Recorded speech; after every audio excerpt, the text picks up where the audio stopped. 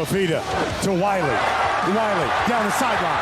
Wiley breaks the tackle. Wiley has gotten into the end zone. This is 365 Sports, powered by Sikkim365.com. Here's a long run. Oklahoma State going to do it again, and guess who? Big O to the house. 365 Sports is presented by IdealMRI.com. High-quality MRIs for $497 or less. IdealMRI.com. Your health is important, so is your budget. And wow, Haynes King kept it. Faked it to Dante Smith, and here goes King. Inside the Carolina 30. 365 Sports is also brought to you by Texas Farm Bureau Insurance, protecting Texans since 1952. Nix in the gun, fakes the handoff, pressure coming, throws end zone, wide open, Franklin makes the catch. Troy Franklin, 3-yard reception. Utah brought the heat, but couldn't stop the Ducks, who've scored again, and now lead 20-3. Have you subscribed to our YouTube channel? Search 365 Sports on YouTube. Brought to you by TFNB, your bank for life. Dylan Gabriel. He got there. His throw to the end zone. Incomplete. A generational win for Kansas. Finally toppling Oklahoma. 365 Sports is turbocharged by Unite Private Networks. Find out more at uniteprivatenetworks.com. Got hung up in the wind a little bit. Here's Worthy, makes the first man miss. Straight ahead past the 40. Kicker to beat. There he goes. Worthy making a house call on a punt return. Xavier Worthy with a 75-yard return for a touchdown. Now here's David Smoak, Paul Catalina, and Craig Smoak. It is 3:03. This is 365 Sports, and we will get a lot of news today about the Big Ten, their schedule released, and maybe a few of the games that we'll see. Also, more and more on Michigan and the allegations about sign stealing. In fact, Max Olson and The Athletic had a story talking to 50 different coaches in a survey about the story itself. He'll join us today at 4. Also, some unique history when it comes to Bedlam between Oklahoma and Oklahoma State. We will hear from former Baylor and Rangers baseball player and also color analyst for Bally's Southwest. David Murphy will join us in about 15 minutes here today on what last night meant. Rangers win the World Series. Paul Catalina, Craig Smoak is decked out in everything possible. And what did last night mean to you, Craig Allen? Yeah, it's just a hat and a sweatshirt. I'm not like draped up. Am I on here? No, Garrett, what's going on? Okay, go ahead. It's just a hat and a sweatshirt. No? Nope. Still nothing? Okay. Okay, that kind of like, go ahead now. Try and check 1, 2. There you go. All right, there. Okay, well, boy. it's just a hat and a sweatshirt, but not decked out entirely. But, yeah, if there was ever a day to wear gear and to be a little less stressed out over the results of a baseball game, today's the day because they did it. They finally accomplished the ultimate goal, and I know there's other fan bases out there that have experienced nightmarish endings to seasons, but I don't think people quite realize the level of just I don't even know how you describe all the feelings of 2011 and what that was like to watch unfold and what that was like as a Rangers fan to watch them get one pitch away and then just completely crumble in the World Series and lose that and then to never know if they'll ever get back to that point again. And then even if they did, like, to have to go win 4 games and just knowing how difficult that is. And last night they did it. They're World Series champs. No one can take that away. They're no longer in that now very small club of teams that haven't won it. And it's one of the coolest things I've ever seen in my entire life, sports or otherwise. And I feel complete as a fan now. I've seen all of my teams win. The Rangers were the last holdout, and they're World Series champs, and it's unbelievable. And I am thrilled always to rep the gear, but today is a very special day to be sure. Well, look, we all know you've got your Ranger Speedo on underneath. Yeah, of course. Yeah, I sent it to him. I gave it to him as stocking for Christmas. Yeah, no. So no, you didn't. I loved them before they were in Texas, moved to Arlington the same year that our family moved from Virginia to San Antonio. I love them. They were always kind of like never the team, and they were terrible. And had a couple of years they flared up, and then they started having those great players from Latin America and Sierra, Gonzalez, and Pudge, and others. And then in the early 90s, they built the new stadium, and we know what happened in 10 and 11. My first year here, they lost to the Giants in the World Series, and next year, the heartbreaking loss. I went back and watched David Freese's double off the wall over Nelson Cruz. I went back and watched it because now I can without any oh my God. To me, with Frank Howard passing away just a couple of days ago, I wish he would have been around to see them win it all because he was the ultimate first star they had. And it means a lot to me. I honestly did not yell and scream. And I usually am at one of those when I sat there in just kind of peace and quiet that everything, as Craig mentioned, is complete. Because every team I like has won at least a national or a world championship since I have been alive in 1959. Yeah, I thought about my late father and the many late-night phone calls. When I was first in radio and had to produce Rangers games, and I'd be there late at night, and they were playing games on the West Coast, and they would lose in 12 innings to the Mariners, I would get a call on the way home, and he's like, I can't believe you had to sit there and work all through that crap. They owe you, all of that. And, and I just as a person who's gotten to work with the Rangers organization over the years, they have always been just first class all the way that they treat people, the way they treat their fans, the way that they've done things, especially since the Ray Davis ownership group has taken over. At the old radio station, we did many bus trips. They gave us some for Central Texas different charity groups to go up there. They've given us great tickets at times, just great things. And I was just thinking about my dad and how much pain I had to look in his eyes when they lost in 2011, and how I know he was somewhere watching last night with a lot of joy, and just happy for the guy like Michael Young's in the front office who helped get the Rangers to levels they never thought they would be at, and then he's there, and Adrian Beltre, who's been hanging around, of course, all of that. So there are so many guys that were a part of that, and so many fans that love it. I thought about Randy Galloway, our good friend Randy Galloway, who I texted him this morning. Yeah, who I saw a picture on Twitter last night, actually smiling ear to ear, which is not something you saw Galloway do a lot. He's the ultimate curmudgeon sports writer, but all of that, it's just such a great thing for Rangers fans and for the North Texas area. I thought about Dick Reisenhoover, who back in the day when the Rangers moved to Arlington, the great Mark Holtz, who passed away, hello win column. There's a lot of things we can go down. John Blake, who was as classy and as nice.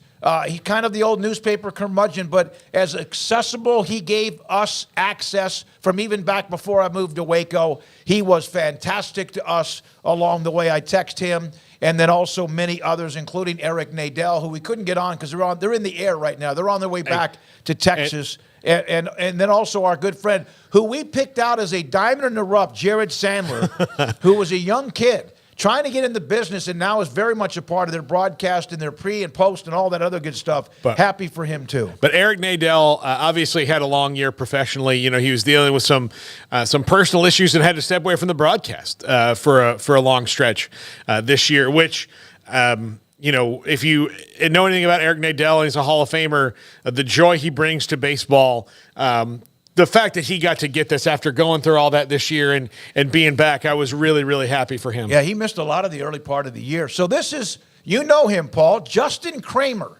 Remember Justin Kramer? Oh, yeah. Justin Kramer is, he was at the gym. He's a huge Rangers fan. And so he was getting dressed today after he had worked out, and I wanted to throw up a picture of him. He's a great dude, and just wanted to say, hey, thanks to Justin Kramer. He was decked out in Rangers gear as well today. Now, the Rangers are done. Here's a note about the last 10 World Series champions. Do you know in the last 10 years, and baseball is one of those when you go in stretches. The Astros, of course, have won a couple. The Rangers, Astros, Braves, Dodgers, Nationals, Red Sox, Cubs, Royals, and Giants. there have been 9 different World Series champions in the last 10 years. 9 different franchises have won the World Series, nearly 1/3 of the entire league. Yeah, the bummer the Yankees aren't in there. Oh, wait, it's not. No, the Astros the only one to win twice, but, you can throw an asterisk there 2017 if you want. Oh, there you go. Yeah, there you go. But the state of Texas now has won 3 World Series titles. Here's another note that I did not realize when the Rangers won last night. Here's a note about the NFL and baseball and all these franchises. The Rangers winning last night now means that the Minnesota Vikings, who played their first game right after the Rangers opened up in 1961, are now the longest stretch of not winning a world title in the major pro sports in America. Wow. I didn't know that. But, they had that great team, the Purple People Eaters, when they had Carl Eller, Alan Page and company, Joe Kapp. They were really good, got shocked by the Kansas City Chiefs, and Pittsburgh beat them in a Super Bowl, too. Well, and then, of course, the year they had Randy Moss, and they missed because of a Morton Anderson field goal and didn't get to the Super Bowl that year. They really haven't been very close that often, and now they are on the clock along with anyone else. And I know that there's been this thing about the pro sports in Texas. Everybody's won a world title except the Texans. Screw that. I mean, they're not very old. They're a young franchise. And of course, I hope they at one point get to have their opportunity to celebrate too. The Vikings they're going to have to wait at least another year for that to happen. Yeah, it's not happening in 2023. Yeah, because of Cousins, and they weren't playing that well anyway. All right, so the Big Ten releasing their schedule. And here is from Brett McMurphy from earlier today when he got insight on some of the games. And there's a lot of names and a lot of games here. But here are some of the games, including, how about this one? On September 21st, USC at Michigan in one of the early Big Ten showdown games as they are releasing their schedule. And knowing me, I guess not been paying attention. I thought they already have, but then, of course, they had expansion again. But how about USC-Michigan on September 21st will be one of the first games in the Big Ten next year? Well, they released the opponents, but they didn't release the days. Right. So now we know when all of this is going to go down, and we'll find that probably out about the ACC and Big 12 here in the coming weeks after they get to that. But that October 12th weekend looks pretty interesting. I'm curious if that Iowa game, if that's Kirk Ferentz's first game against a Pac-12 team or invitee new member, or if he's even there. I think that Ohio State at Oregon that weekend. Yeah, that 11-2 weekend looks pretty wild. Oregon at Michigan, UCLA at Nebraska, that USC at Washington. That's a great weekend there for the Big Ten. And then the last weekend, that's a doozy. Yeah, I want to go back keep that up there, please, Garrett. If anybody's using the Rangers World Series to dunk on the Texans, what a loser he must be. I agree. I don't even know why you spent even bogged down on that at all, because that's just that's the lowest form of trolling is the Rangers won the World Series. Here's how I could take a shot at the Texans. Geez Louise. I brought it up because of the stretch of the Vikings. I don't know. I would love to see a comparison for all the people out there that are good with making these charts and whatnot to see how many more games are actually of interest versus what we already have right now, because you would think that it would be jam-packed weekends of 3, 4, 5 games, and I don't know, it's a couple of games every weekend, and some weekend there's 3 or 4, so that 10-5 weekend, that certainly seems like it'd be busier than anything the Big Ten's probably had in recent years, although you can debate on what some of these games will be big money-wise when they roll around. But, I mean, how in the world do you have a conference that big and 10-19, your biggest game is Rutgers and UCLA?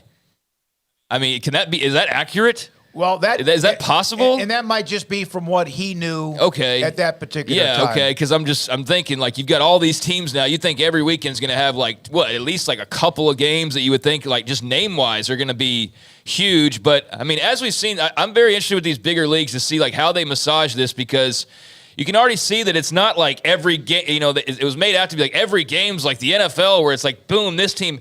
And you look at some of these schedules and it's still pretty much kind of the same, the way it comes across. Maybe there's 1 or 2 games name-wise that are a little bit bigger, but it's not the elite versus the elite every single week. And so, good to see what it appears to be a couple extra matchups per weekend. And every week has at least one big name matchup, except for 10-19. Again, I'm curious to know more details about that. But you're right about that. I just looked at all the games, and there's nothing really. I mean, how is that possible? You have a weekend where your biggest game in the Big Ten with all those teams is UCLA at Rutgers. Yeah, that is wild. But beyond that, USC, Michigan can carry its own weight on 9/21, and some of those other weekends obviously are chock full, like 11-2. That's more of what you'd expect right there, 11-2 or 10-5 to an extent, or kind of what you would expect as far as having those big moneymaker games. So. Yeah, it's going to be a fun new mix of teams. The Pac-12 has been a lot of fun. I think the Big Ten has been kind of due for a little bit of a shakeup where it's always just been Michigan, Ohio State, Penn State. And, Penn State, I think Wisconsin we give a little extra credit to, honestly. Wisconsin on occasion, Iowa, can make some noise. But, yeah, I mean, having an Oregon, having a Washington, having a USC to now throw into the mix will make for some interesting road trips and all the other things we've talked about for the last year. So cool to get a look at it.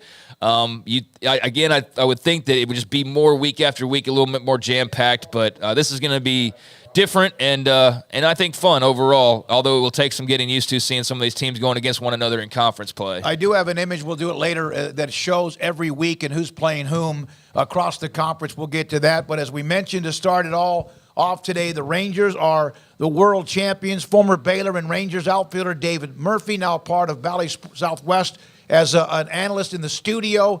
He joins us on 365 Sports with Craig and Paul. I'm David Smoak. David, what does this mean to anyone who's ever had anything to do with the Rangers franchise? It's just so special. Just been thinking about it in a lot of different ways, and it's just great. Obviously baseball is just a sport, but at times like this, when a game means so much to you, it's easy to get poetic, right? Yep. And I think more than anything, I'm proud of the team, the coaching staff, everybody, obviously the players, and I'm just so thankful for the fan base. This team has been in Texas since 1972, and how many diehard fans are out there that have waited to see a moment like this? So I'm thankful as somebody who has put on a Rangers jersey at some point in my career, and I'm thankful that I still have ties to the organization.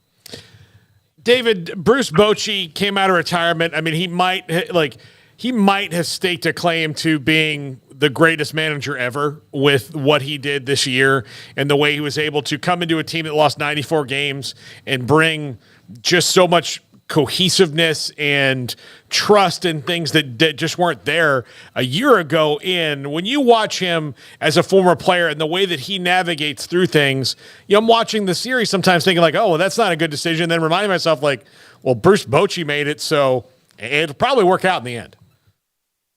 Yeah. I mean, he just, track record speaks for itself, and I think it's easy for us to talk about, what we see on camera when the camera goes to him and maybe his calm or the moves that he makes or whatever. I have a feeling that so much of what he does and the majority of his impact is what we don't see, because he's the one that sets the tone in the clubhouse. He sets the morale. And baseball, over the course of a 6-month season, you throw in a month on the front end for spring training, and now you throw a month on the back end. So that's a long 8 months. Those guys are together a bunch, and so they're a family. And all of that culture, that chemistry, all of that starts with him. So when you get the results, it's hard to imagine that he didn't do wonders for the clubhouse and obviously for the finished product that you see on the field. David, as somebody who's been on a team that's made it to the World Series, the Rangers obviously had their highs and lows during this season, dealing with injuries and whatnot. When did you get a sense that, like, hey, this team's got a little something extra to them? Yeah, it didn't take very long to notice that there could be something. Their first half was lights out, especially offensively. I looked up. I remember I was working pre and post game probably in May, and I was just like, man, they already have more 10-run games than they did all of last season. And, it just things like that. It just went on. And then they have 5 all-star starters plus, Nathan Eovaldi was there as well. So, yeah, it's crazy to see. I did tell, I talked to a bunch of people in mid-August, and I told them I wouldn't be surprised if, the Rangers represented the American League in the World Series, but that was kind of before the doldrums and, the struggles that they had in mid-August and September. So, I don't know if I would have predicted this after the late season struggles that they had, but once again, that gets back to Bruce Bochy, and that gets back to just the character and the perseverance and just the resilience and bounce back of this team. David, you know what I did? I went last night and watched David Freese in Game 6. I went back and watched some of the things that were harsh and bad memories. I didn't play the game I covered, but you are a part of games, of course, as well. Does that now eliminate? And Nelson Cruz, announced his retirement today, which is the day after the World Series. Not sure if you knew that. Does any of that now just get erased? I mean, as a player that was part of that game, and as somebody who, I didn't achieve a World Series championship. Mm-hmm. So, you could always go back and say, I wish we could have done it. It's not, even though, like I said, I'm still affiliated to the organization. This is not my championship. This is their championship. This is my championship as a fan, but I didn't do anything to earn it or achieve it. So, but I think just for DFW, I think that's kind of where it does maybe is just, you're tired of being one of the teams that are brought up in the conversation of, what are the teams that have never won a World Series before? And, and just the fact that people can tend to dwell on Game 6 in 2010 and 11, and that the job was never done. So in that way, I'm appreciative for this team, and that's no longer a conversation. That's now irrelevant because the Rangers are up there with the world champions of baseball, and I'm thankful that that one Rangers team finally got the job done. David, the bullpen, which was at times they weren't good. They struggled. There was ups and downs. How they just turned it on when they had to at the moment, and may have been as much of a part of what they did in this series against Arizona as most anybody. Was that Bochy working his magic, Mike Maddox working his magic, or was it just time for them to pitch better? I think it was probably a little bit of everybody, but I think if you see these type of results, you realize what they were capable of all season long. Before I came on with y'all, I was listening to MLB Network Radio and Josh Spores, and they were talking about how he wasn't even on the roster to begin the season. So, and this is a guy that closed out some games a few years ago, and he's got upper 90 stuff with elite breaking stuff. So, the tools were there. It's just a matter of executing sometimes, and that's why the major leagues are so difficult. How many guys that are supremely talented do we never really remember or know the names of because they just weren't able to execute? Well, this is on the flip side. The offense did so much work early in the season that really the bullpen kind of went unnoticed. And then when all of these, when they played all the close games down the stretch and the bullpen was kind of working overtime and was taxed, that's when things become evident. You start to shine the spotlight. And I feel for anybody that's in the bullpen because they don't really talk about you very much when you get the job done. They're only talking about you when you're not getting the job done. So, man, what a huge amount of credit goes to those guys and what they were able to do, period. But on top of that, silencing all the skeptics and all the critics. Corey Seager is a robot made in a lab, or he's from another planet, David, in that I don't know if there is a hitter in baseball right now who can correct things on the fly like he can, who does maybe Altuve. They're kind of on the same plane when that goes. How far does he separate himself from kind of just other guys, what he's doing right now? Yeah, and first of all, I'll say on the defensive side as well, he doesn't get credit for his defense, but how big was that double play that he helped to turn off the bat of Ketel Marte the other night. I mean, that was big, and he's just smooth at shortstop. You know, he may not have the range of a guy like Dansby Swanson or something like that, but he gets the job done, and he's smooth. Offensively, I don't know if I've ever seen anything like it as far as his approach. I mean, there's guys that have obviously put up similar numbers and things like that. Not necessarily in the postseason anymore, because what he's done is pretty ridiculous. But his ability to barrel the baseball and just his sheer and pure hitting ability is so impressive. And you add the power on top of it, because it's like, I love the connection and the comparison to Barry Bonds throughout the course of the series. If you listen to a whole lot of analysts, break him down, is because how many guys have we seen over the years that you literally couldn't throw a pitch inside of the box, inside of the strike zone, or else they were going to hit it out of the ballpark or do major damage. And he was in that category. And obviously the swing in game one to tie it up, that's the biggest swing of the year for the Rangers. If they don't win game one, especially with the way that Merrill Kelly pitched in game two, if they go back to Arizona, down 2-0, that is an extremely tough deficit to come back from. So between what he did, what Garcia did with the walk-off there in the later innings of game one, those are the ones that you tell stories, years and years from now. The franchise is not only really good right now, they've got depth coming up. They got the young kid from Florida that's on the verge. They got the pitchers they've drafted that have had to get through some injuries and surgeries and whatever else. They have David, what do you think about the mixture of veterans, Simeon, obviously Seager among others, and then the young stars that have kind of come through this franchise that are ready to be here for a while if they end up being able to continue to keep them under salary or contract? Well, I'm going to sidestep you there for a second, because at the end of the post game show that we did last night on Valleys, I kind of mentioned this. I talked to Clint Hurdle, who was our hitting coach in 2010. I remember in the postseason, and he said, "Make sure to take advantage of this and savor it," because I got to the World Series my rookie year, and I thought we would go back, a million times. And I never made it back as a player. He fortunately got there as a manager and then as a hitting coach.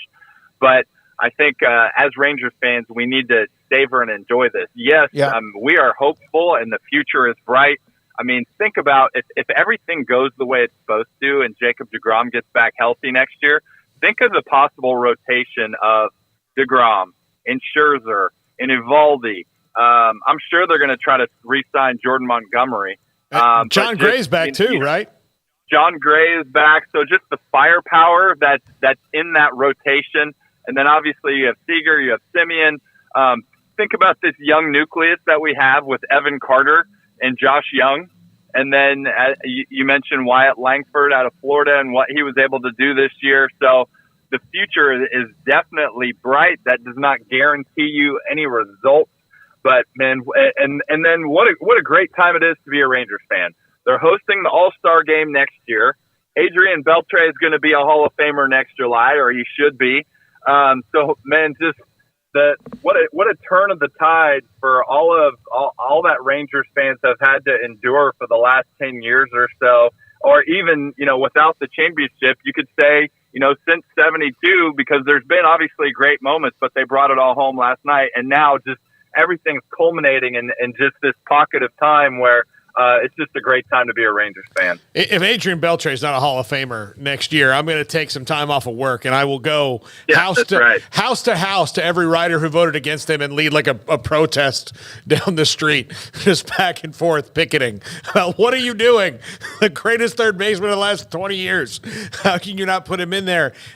You mentioned appreciating the run when you have it. When you do look back on all the great things you got to do in your career, how much does that, even though I know you guys didn't win, does that season stick out to you when you think about it? It really does. And the teams and the guys and, we had something special. And, there's even been conversations and texts and things pop up, comparing our teams to this team, which I think just comparing players and comparing teams across generations, even though it was just 12 and 13 years ago. It's just incredibly hard to do. But at the end of the day, we had two shots at it. We didn't get it done, and they got it done. But, I'm just thankful. You look at what, I was an average major league player, and you look at some of the names, obviously the ones with Texas stand out. I got to play with Adrian Beltre, Josh Hamilton, Michael Young, Ian Kinsler. We'll throw Vladimir Guerrero in there. Cliff Lee, was traded here in 2010. And beyond that, I played in Boston a little bit with Big Papi and Kurt Schilling and Manny Ramirez. I got to play, in LA with the Angels with Mike Trout and Albert Pujols. So, you look back at those Rangers teams and just seeing the talent and just, the way that I always said when I played, the way I put it in perspective is Griffey was my favorite player of all time, and he never stepped foot on a World Series stage. And I got to play with two of them. So even though we didn't bring one home, I'll be thankful just for those experiences and opportunities. David, you mentioned a couple of those young players, and they got a bunch of them, but Josh Young, we got a pretty big Big 12 audience and a lot of Tech fans, and when he was able to come back, it seemed like that gave them a little bit of a boost late. Just your thoughts on what you've seen from the Rook and, his progression over the last year or so. I don't know if I've seen a young kid that is so locked in to the game and enjoys it so much where he set such a good foundation with just this solid rookie season. But if you've seen the guy work and just you've seen kind of his mindset, you have every bit of optimism that he's only going to get better. And that's hard to project with the season that he just had. So, could he cut down on the strikeouts? There's things that you could pick at it if you really want to, and I think he's only going to improve. But the power all over the ballpark for his age and being able to hit the ball to right center the way he does, and just to be able to demolish lefties the way that he does, that is definitely one huge reason why the future is bright for the Rangers.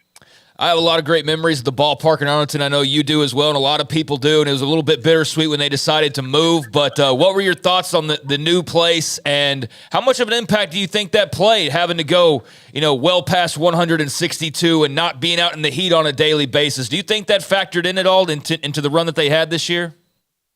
That's a good question because, even though technology is improving, and every time they come up with a new form of turf and that it's hopefully similar to real grass and helping these players' bodies out, since, we see so many guys, their bodies are beat up after a career playing on so much turf. And, I was even wondering the other day with Adolis Garcia, did the turf have anything to do with that? But, that's something that we'll never know. So maybe you trade the heat for the turf, or I don't know. I definitely missed the other ballpark, but that's obviously it was beautiful, but it's for selfish reasons as well, because I'd love to go back there for another 20 years and remember the good times, the good teams, and what we were able to do. But this new ballpark is beautiful.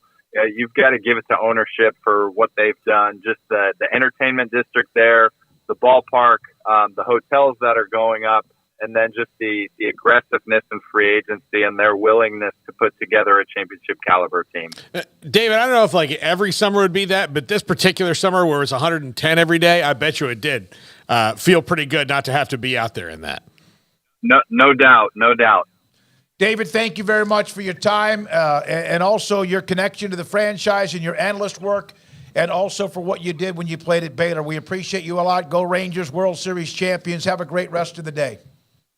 Yeah, I always enjoy talking baseball with y'all, and y'all enjoy the championship as well. Yes, sir. Thank you. David Murphy, Rangers TV analyst, also played with the Rangers and the Red Sox, among others, and a part of our show, and was a former Baylor. Bradford, the pitcher for the Rangers, will be a part of our show. I'm pretty sure we'll have him on tomorrow. We have games tonight in the Big 12. A game tonight. Craig will get into Off the Radar.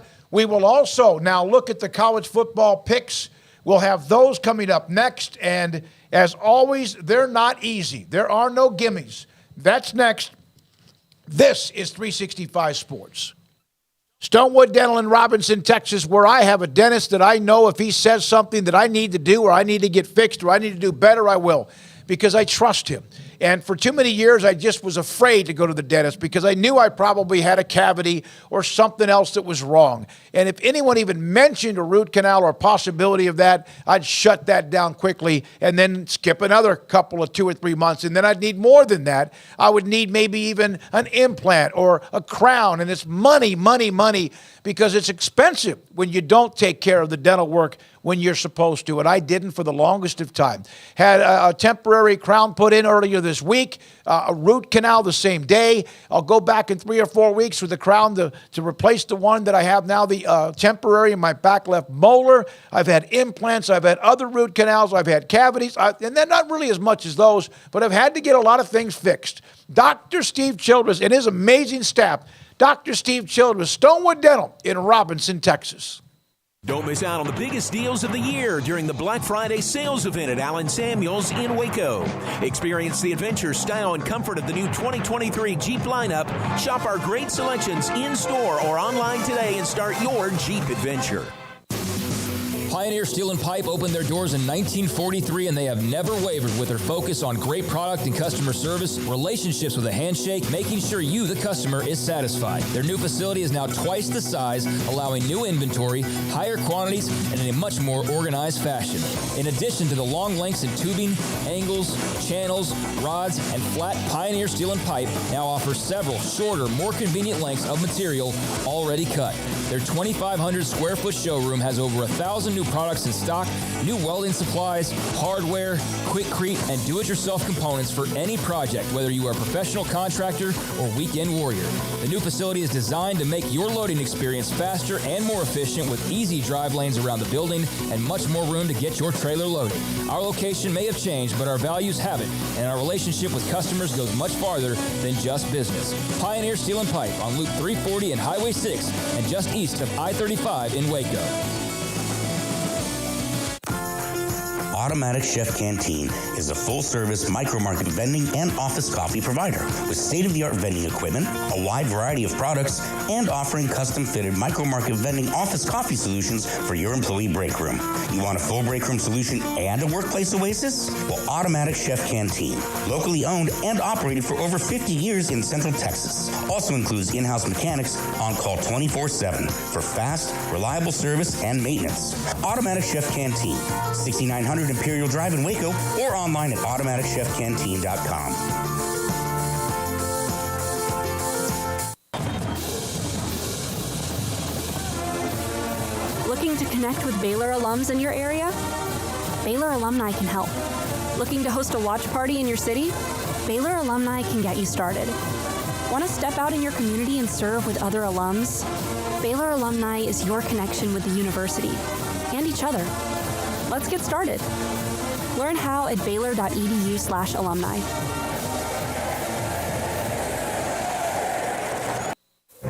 Stepping into a new pair of boots is great, but stepping into the boots of a U.S. Army officer can also add confidence and leadership skills to your son or daughter's career path. There are more than 150 occupational specialties to help them find the best fit for their future. See all the things your son or daughter can achieve in our boots at GoArmy.com. U.S. Army Waco Recruiting Company, 254-598-8131 or 254-776-1543. This is 365 Sports. The 3 o'clock hour is sponsored by Waco Custom Marketplace. Meats, sweets, Texas treats, and a cut above the rest. 425 Lake Air Drive, Waco. It is time, and we do this on Thursdays, usually in this time segment, 3:45, maybe 4. Max Olson joins us today at 4. We will go to the screen in a minute. These are 5 college football games in this weekend because the Big 12 has 3 that have a lot of implications. There are 3 games in the Big 12 that normally would not be that many, maybe 1 or 2. And here we go to the graphic. Here's where we are. Look at the below numbers first, and I know a lot of you look at the logos, and that's fine too. Craig Smoak is a game up. I'm a game back. And then you have Emory kind of just treading water at 23-22. Paul Catalina had a stretch of a couple of weeks in a row that took him from very much the top, trying to come back. And Garrett creeping up right behind Pablo at 20-25. And there's a lot of different logos except one game this week that might flip the switch for either separation or catching up. Yeah, it's a good week, diverse through both shows. A lot of people doing different things, so it's good. We've had a couple weeks where it was like one game difference, early on, but now look, I picked these games because they're hard. Like where I'm not picking easy games. Georgia and Mizzou almost didn't get in there because I knew everybody would pick Georgia, but it is one of the better games. It's a ranked matchup this week. So. All right, let's go, Craig. We'll start with you. No, we'll go left to right. Kansas State on the road in Austin. Texas has beaten Kansas State 6 consecutive times.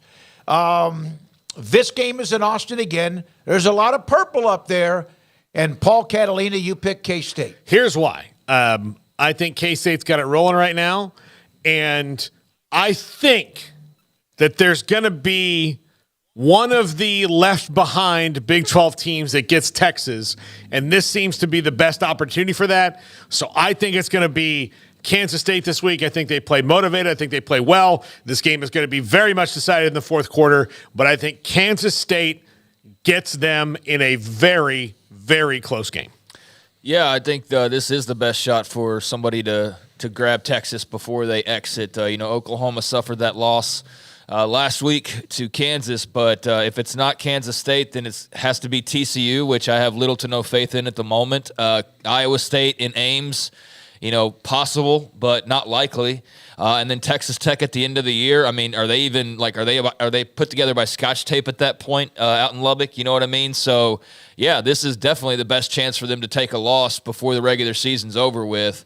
And I don't think there's much of a debate about that. But I'm going Texas at home. I mean, I know there's the quarterback situation there, but I feel like it's good on good, right? It's the Kansas State running game against the Texas run defense. Now, can Kansas State roll it around in the air with Will Howard and Avery Johnson and expose or take advantage of Texas's weakness on defense, which has been their secondary? That will be one of the big questions. How effectively can they run the football?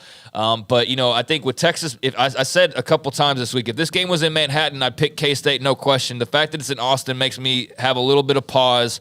I know there's Malik Murphy, and he had an up and down type of a game last week, but I don't know. I think they're two pretty evenly matched teams, and I usually default with home.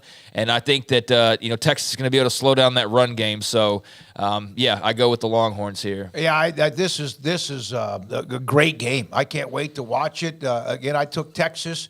The game, as Craig mentioned, it's in Austin. And again, Texas doesn't always have their best wins at home. A lot of their great wins over the years have been on the road, which is always even better when you beat somebody good. But I'll take K-State. I'll take Texas against K-State. And, man, that does set them up pretty well to probably be in the championship game, though, with all due respect to whoever's left. Garrett, K-State. Yeah, I feel like this is one where, kind of like with Paul, I think somebody has to get them. I like the matchup. I think this game will really be won in the trenches. If Kansas State's offensive line can hold up against that Texas defensive front, I think that's the key. I like having a healthy Will Howard back and then the option to go to Avery Johnson if need be. I like what I saw from Malik Murphy last week. I still think there's a work in progress, but this is a step up on the defensive level for him to approach taking on Kansas State. Yeah, and, K-State, if they've got some deficiency, man, they can give up the big play. Now, I know they've been better about that, but, who's a bigger big play team, in the country than Texas? You might look out west and find somebody, that you want to pick out, but I mean, there's not many out there. In this conference who they'll play, there's nobody who can do what Texas can do. Yeah, there's no one. I think this comes down to explosive plays for both sides, and obviously the run game as well, particularly Texas defense against K-State's run game. But, yeah, this is a great matchup. This is what you want in November. The winner's going to have an inside track because if Texas wins, then clearly they're well on their way. But if Kansas State wins, then boom. I mean, they're right there in the thick of things, and handing UT a loss, I know would feel good for a lot of people, not just K-State fans around the Big 12. All right, so there's that game, Kansas State, Texas. We go the next notch, and I'm the lonesome dove right here. Oklahoma State, Oklahoma, Bedlam, and Stillwater. Everybody across the board has Oklahoma. I just don't like sometimes what I see from them. And they win because they usually always beat Oklahoma State. And they have over the years a bunch. But not as much recently, even though it's still dominant for the Sooners. I'm going to take Oklahoma State with the Ollie Gordon factor. Yeah, even though I don't know all the time about their passing game, how reliant it might be, I just feel like the tackling of Oklahoma on defense is still very shaky, and Gordon could take advantage of that. All of that's true. And Stillwater is one of the toughest places to play in the whole country. It's in my opinion, the second or third in the Big 12, maybe even one in certain years. Like those kind of fluctuate based on how good the teams are. And Stillwater is just really, really tough to play in. But like I said on the show yesterday, there is one team who does not seem to be bothered by that stadium at all historically, and it is Oklahoma. It does not matter how good Oklahoma State has been. It doesn't matter some of the years where Oklahoma has been stuck in the mud. They roll into Stillwater, and they just win. They just dominated the rivalry. And I know that people are bummed that Bedlam is going away. I'm one of them. People who should be less bummed that Bedlam is going away is Oklahoma State because it's a loss that they won't take most years based on history. So, I'm picking Oklahoma. They just don't seem fazed by playing in Stillwater. Yeah, there was the one outlier year back in, I think it was 2011, where Oklahoma State just beat them badly. But in the couple of wins that Oklahoma State's had since then, it's been, very close ball games. And outside of that, it's been all Sooners. So there has been that one blowout, scenario where Oklahoma State left no doubts. I don't think that'll be the case for either team that wins this weekend. I expect it will be high emotions. And I don't know, it's weird. Like, I don't know if y'all saw the whole Gundy talk that got Bosworth all stirred up about how it's not as much of a rivalry as it used to be because, they don't, cross each other at parties and it's not like all awkward and, are we going to end up fighting and stuff? And that's just the difference in the way that, the world is now. But I don't know if that was intentionally trying to take some of the steam out of the rivalry aspect or the emotions out of this or not. But I feel like there's going to be a lot of emotions, regardless of if Gundy thinks this rivalry is as good as it was in the 1980s or whatever, because this is the last time. I think everybody recognizes that. I think they recognize that this is a huge opportunity for the home team, but also the visiting team. And they're both in a must situation in so many ways as far as their grandeur hopes go. So I think there's just a lot of factors that are going to make this one exciting, steamy, hot matchup coming up on Saturday. And Ollie Gordon's been great, but, I like Oklahoma to stop the run. Now, is Danny Stutzman healthy? That's a big question mark as far as this weekend goes. If not, that could be a little bit problematic for them. But, can Oklahoma State hurt them through the air? Their receivers are all banged up. If there's a way to hit that defense, it is typically, you think, through the air, but that's not exactly their strong suit. So you're putting it in the hands of Alan Bowman. So somebody's going to have like that career game or that big game. And maybe it is Alan Bowman throwing it around. But I think Oklahoma, with the way it's set up, can really focus and lock in on Ollie Gordon, and Oklahoma State's going to have to show something a little bit different. Oklahoma offensively, can Dylan Gabriel throw it against that really good young secondary that Oklahoma State has? Can they run the football? Is Tyree Walker healthy? There's a couple big injury questions for Oklahoma, but just given the history of this series, given just kind of the dimensions of the teams, I like Oklahoma overall a bit better than I like Oklahoma State, even though they're on a great run right now. And so I'm taking the Sooners. Kansas ran for 225 yards against Oklahoma. Yeah, they did. They're a really good running team. Yeah. 91-19-7 is Oklahoma's record, or 91-7, whatever it is. But they have 7 ties, 91-19. They've won Oklahoma State in the history of this rivalry, which is prodigious and long. 19 wins. In fact, speaking of the rivalry, Garrett, it'd be a good time to throw up that one quick note. Not that one, the one from Brett McMurphy as a note on the Oklahoma and Oklahoma State rivalry. How unique is Bedlam? First played back in 1904, played 3 times before statehood. Bedlam is only one of 4 in-state rivalries that started before statehood. The others are New Mexico and New Mexico State, the first meeting back in the 1800s, and then Arizona State, and then on top of that, Utah and Utah State. That's how interesting. A note about historically about statehood, the rivalries dating back. All right, I take Oklahoma State. I like the way they're playing. They're kind of hot. I understand completely, though, the history of Oklahoma State and their rivalry with OU. Georgia, across the board, I do think Missouri's pretty good. But Georgia, when they when they need to be, they're really, really good. You can't do that week in and week out. Someone's going to bite you. But I'll take Georgia. Everybody else takes the dogs too. Yeah, between the hedges. If this was flipped and they had struggled between the hedges last year to Mizzou, and that had been the game that almost got them at home, and then they were going to Mizzou, I might be more tempted to pick the upset here, but Georgia's not struggling at all right now, even though Mizzou's playing well, and this is at home. I think Mizzou probably avails himself well in this game by comparison to most teams that play Georgia, but I think Carson Beck's starting to find his groove, and they're starting to find how to win without Brock Bowers in the lineup, and that's bad news for everybody.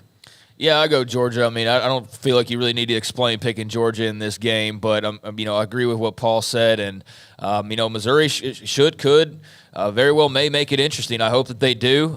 It's going to be fascinating to see what team eventually does knock off the Dogs and breaks this little party of theirs up. But I don't think it's coming this weekend. It's a great chance for it too. But I'm going to default with the reigning back-to-back national champions. Garrett, you're an SEC guy. I know there's a game we're going to have your interest here in a moment. But does Missouri? Are they good enough to make this thing interesting in the fourth quarter? No, I think Georgia is too strong. Their depth is really ultimately what's going to separate it. I think Missouri's been a fun, cool story, and it's great to see them having success. But at the end of the day, Georgia's Georgia, and I just don't see them having a chance to go in between the hedges and beating them. All right, there we go with that. So everyone expecting Georgia to roll and remain unbeaten.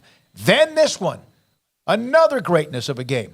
LSU with their firepower at quarterback with Daniels, they kind of like disappeared because of that early loss to Florida State, and especially the way that thing went in the second half.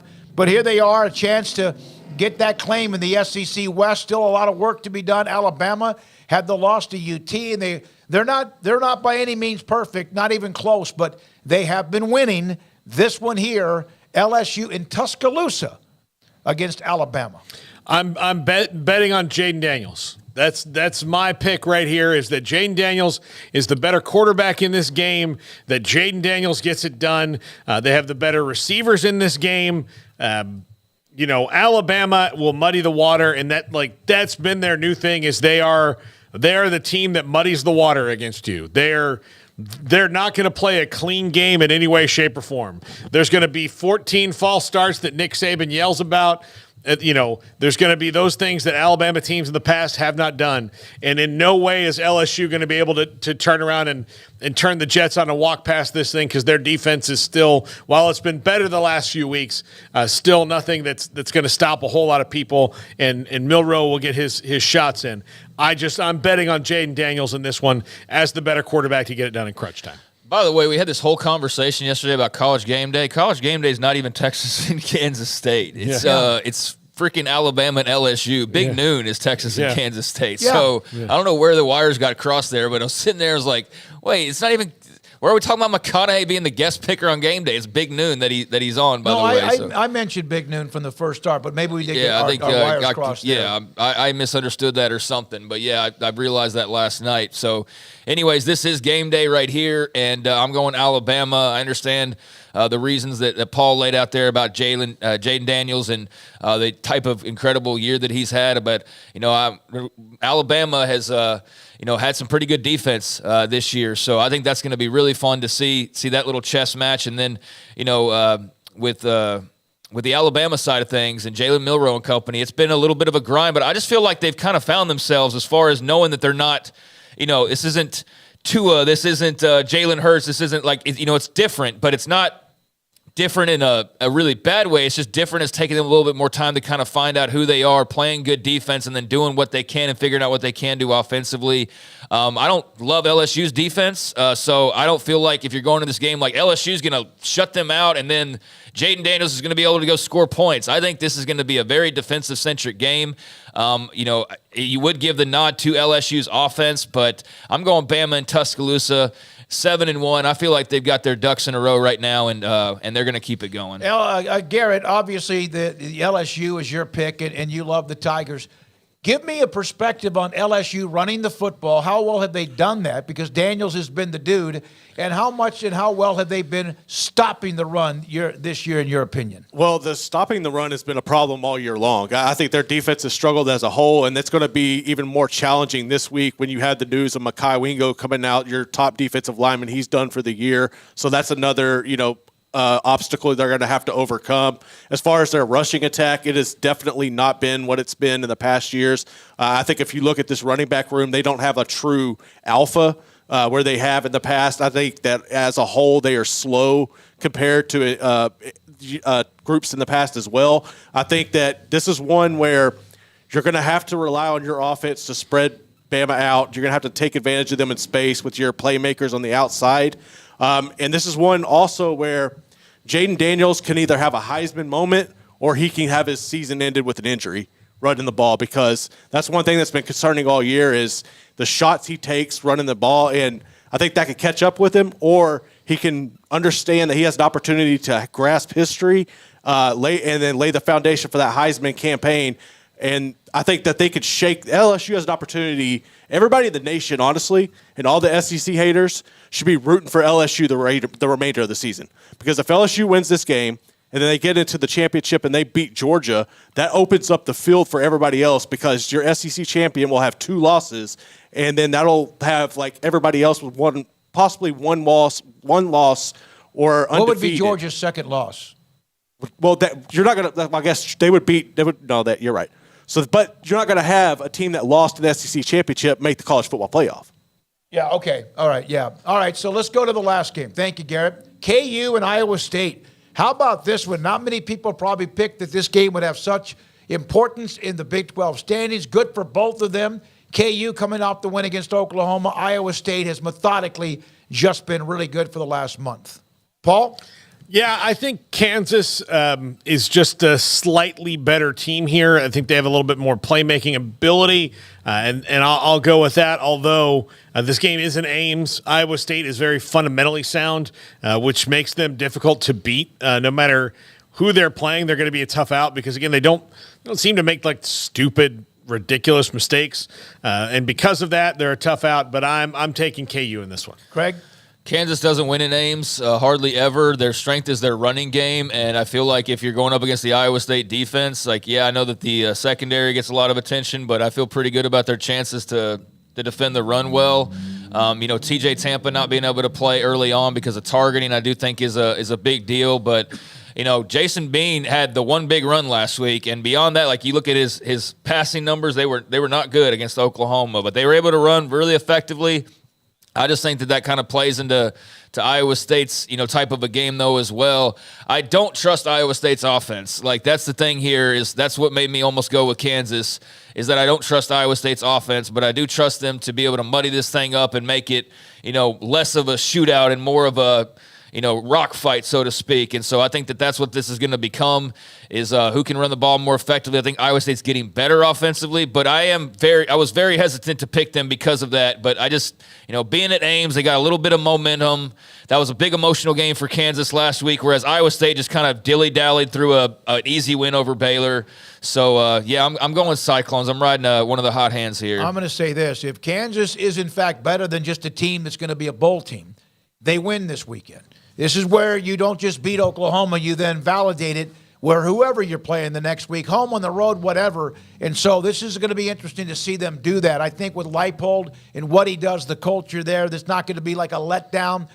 Yes, the Ames, Iowa State, good against anybody, it seems like, at home. I'll take the Jayhawks. Garrett, you took Iowa State, too, real quickly because we got to take a break. Yeah, I think Kansas overall has the better roster. I think they have the better coach. I just do not like the matchup going into Ames, and I think all of the energy and everything that went into that win over Oklahoma is going to catch up with them this week. All right, Emory took the Jayhawks, Craig, with a one-game lead. Everybody bunched together who has at least 20 wins so far, Craig with 27. When we come back, Max Olson surveyed 50 coaches on the story at Michigan, what it all means, his thoughts about that, and the games we've discussed as well in college football. And this is 365 Sports.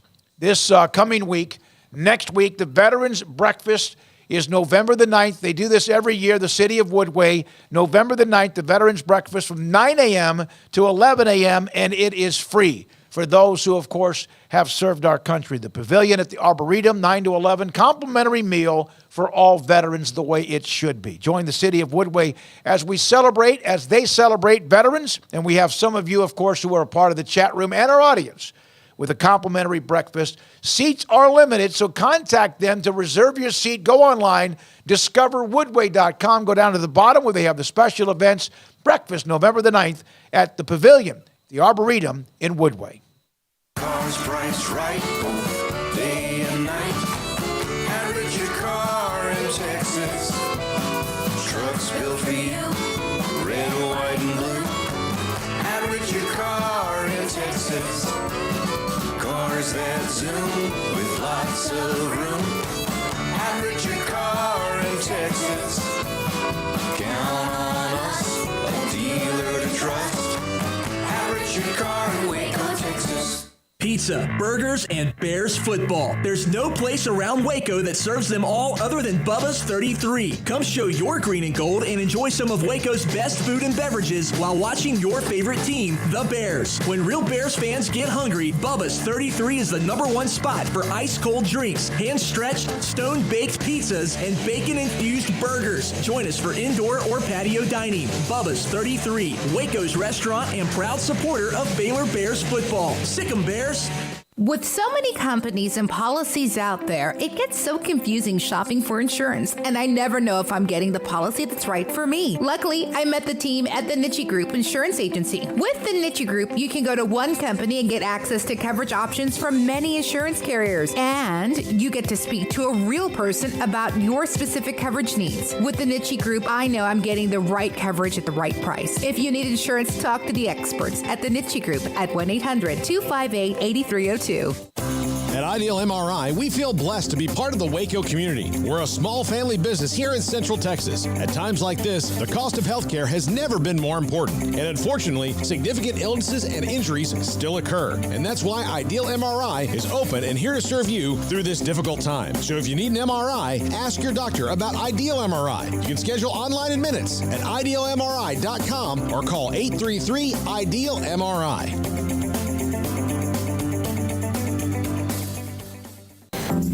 Waco Regional Tennis and Fitness on Lakeshore Drive is a premier, elite, life-changing experience where you can change your mind, body, and soul.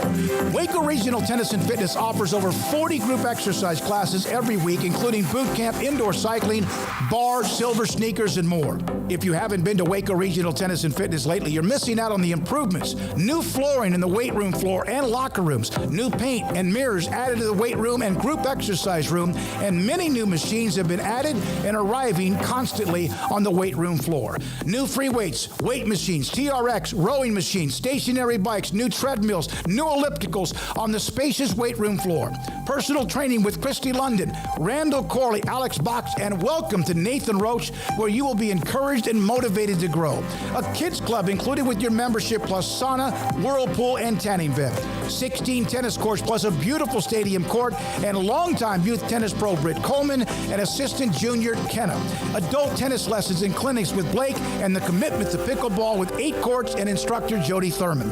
Visit the website at wacotennis.com or visit us at Waco Regional Tennis and Fitness next to Hawaiian Falls on Lakeshore Drive in Waco.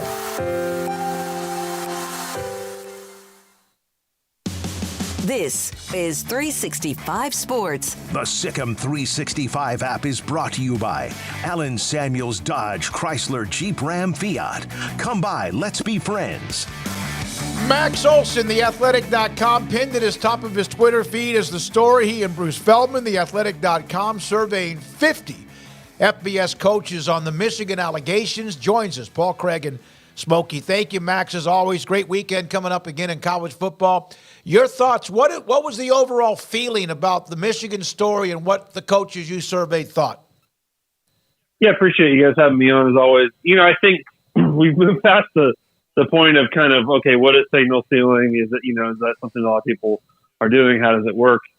I think we've certainly moved on to the outrage phase of this. When you actually talk with coaches, and we weren't just like trying to like pick the brains of coaches in the Big Ten who were affected by this. We talked to coaches in all 10 FBS conferences and asked them what they really thought of this issue, and just kind of how they took that news. And I think that the big takeaway certainly is that 94% of the coaches we talked to felt that Michigan should be punished.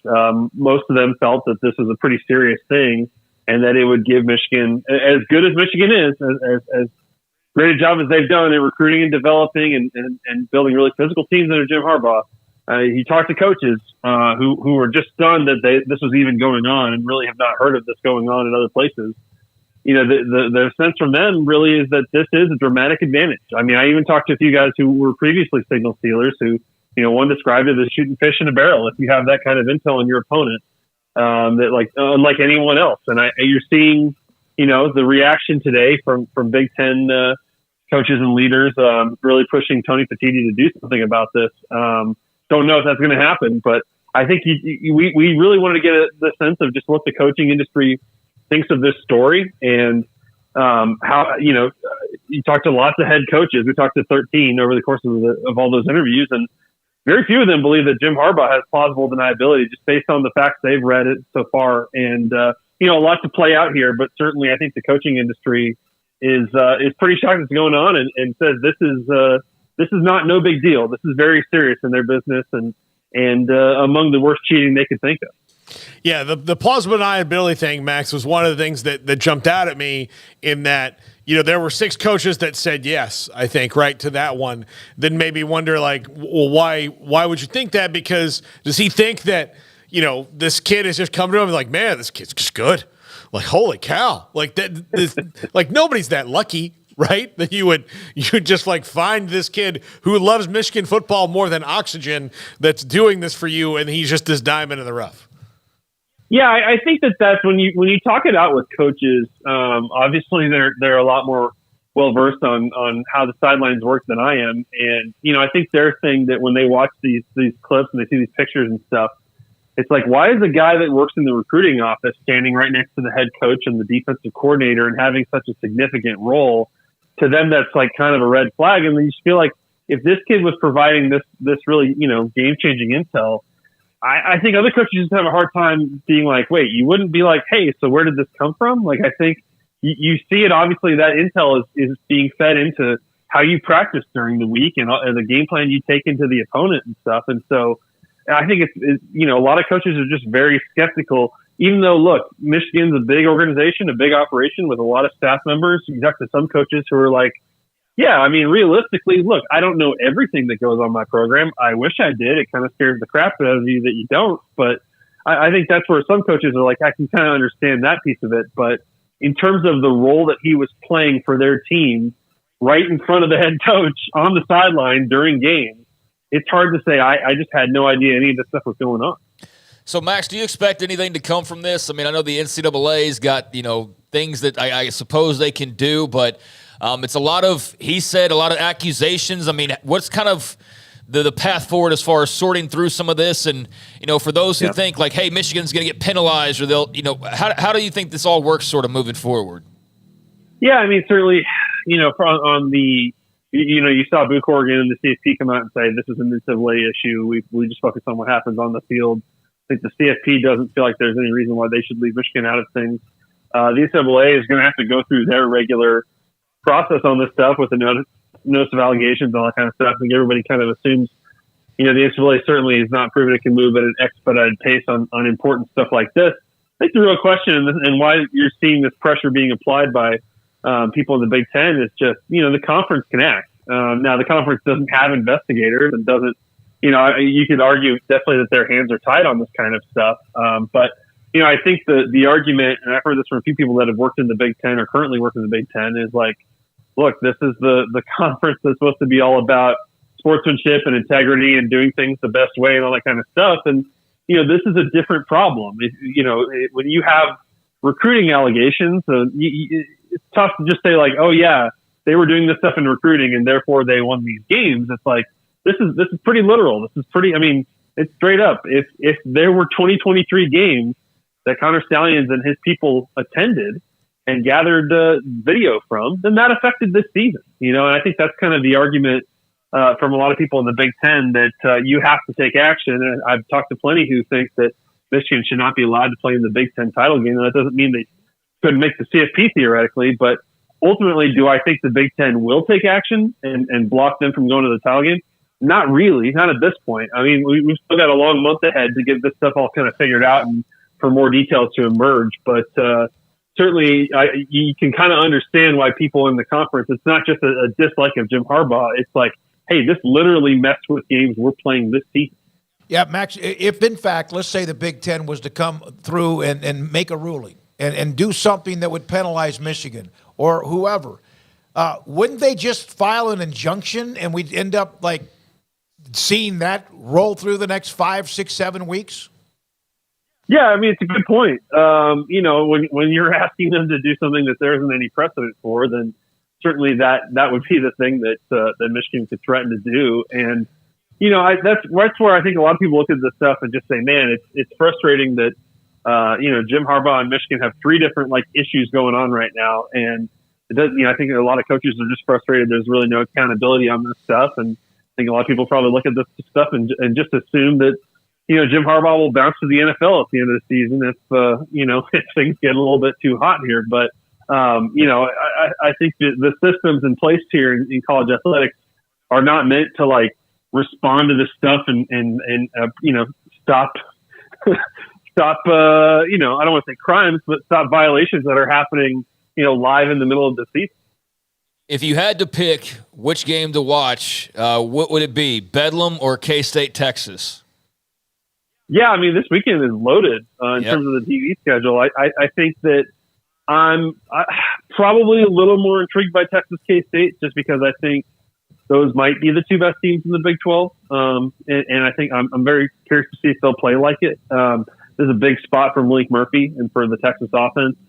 And, you know, I think that K-State has gotten on a nice roll here and is playing with a ton of confidence. And I know Texas has kind of had their number lately, but, man, I think this would be, if Texas can survive this game by any margin, I think it'd be pretty impressive in terms of the statement they're making about being a playoff contender. And I think K-State certainly will have a chance in this game. Bedlam, you know, there's a lot of things a lot of reason to like Oklahoma State in the matchup this time, but Oklahoma, talking about having someone's number. I mean, it's just hard to bet against Oklahoma in this game as much as it's going to be an incredible atmosphere in Stillwater and, you know, a lot of hate on both sides there, but this is certainly a get-right game for Oklahoma, and I'm sure that it's very important to Brent Venables how his team's responds in this one. Max, if Oklahoma and Texas both lose, do you think that eliminates them both from the Big 12 title game? Ooh, good question. I have not, you know, gosh, we just turned in November, man. I haven't busted out the calculator yet on all the tiebreakers and building out all the tables yet, but I think that certainly if they both lose, which is not impossible, then we're going to have the kind of Big 12 race where you're going to have a ton of teams tied the rest of the way, and then it comes down to who beat who and a lot of tiebreakers and chaos. And you know, I think that probably would be a pretty fitting ending to this version of the Big 12. I can kind of see that happening, but yeah, I hadn't considered that. But you're right. I think there'd be a bunch of teams, you know, including like Iowa State and Kansas and some other ones that are kind of feeling like we got a chance here. Tiebreakers, just wait until the new schedules. I mean, that they're rolling out here with, you know, used to have the head-to-heads to go to. Like, forget all that, huh? I mean, like these new Big 10 schedule, the Big 12 schedule, it's a lot to wrap your head around. Guys, I was looking at the Oregon schedule that just came out an hour ago or so, and I know we know why these things happen, but it's hard to look at that schedule just with a straight face and look at the logos on the schedule and just be like, oh man, we're really doing this? Yeah. It's crazy. Yeah. I know. It's just going to be weird to watch. I mean, great in a lot of ways, but it's just, you know, I don't know. It's just a little bizarre when you go look at an Oregon schedule and it's like, oh yeah, there's that stretch where they play Illinois, Michigan, Maryland, Wisconsin. That's cool. Yeah, you know, I know there's a feeding frenzy like piranhas or fire ants when something's dropped in near a fire ant pile, but it all seems to be kind of an adrenaline rush now. And along the way, not get off my lawn, but man, we're losing these traditional rivalries. And you wonder where we are in 5 years, or it won't matter because even more money and even a bigger playoff. Well, and I'm not knocking it or anything, but when you guys saw the Big 12 schedule stuff this week, it is a little jarring to realize, like, man, maybe there are only like 4 or 5 rivalries in this league, moving forward, right? Yep. It's not that long of a list, sadly. Yeah, I mean, everybody went crazy over Farmageddon. I mean, that was the one, I guess, Max, that, people could point to and say, hey, you're ruining 100 and, whatever plus years here. But beyond that, Sure. do we have to have But you weren't hearing West Virginia, Cincinnati people being like, what the hell's going on here? You know what I mean? Right. It's just, there's not that many other and that'll build over time. But you're right. I think you feel, and that's not the fault of the Big 12. Ultimately, Texas and Oklahoma leaving affects that in a big way. But man, yeah, it does kind of bum me out to think, honestly, how long is it going to take for us to get another Bedlam game? Yeah. Yeah, Max, although, I do think the Big 12 is learning from the mistakes the Pac-12 made. They tried to make Colorado and Oregon a thing, and they, for years, they're like, hey, Colorado and Oregon, and both sides are like, yeah. Well, we were playing it, but, they seem nice. I don't care. Whatever. Right. Yeah, it's going to be interesting to see if anybody can. I mean, I think all the Big 12 teams next year will certainly get up for the Dion game and look forward to playing Colorado and stuff. But hopefully we can get some good old fashioned hate created in some of these matchups. Like, you guys remember the Baylor Iowa State brawl a couple of years ago? Like, can we just get some of those kinds of things going where it turns into oh man, those coaching staffs really don't like each other. Yeah. And that's kind of become a little bit nasty. Of course, TCU Baylor makes a lot of sense, even with the games we've seen and some of the drama around it.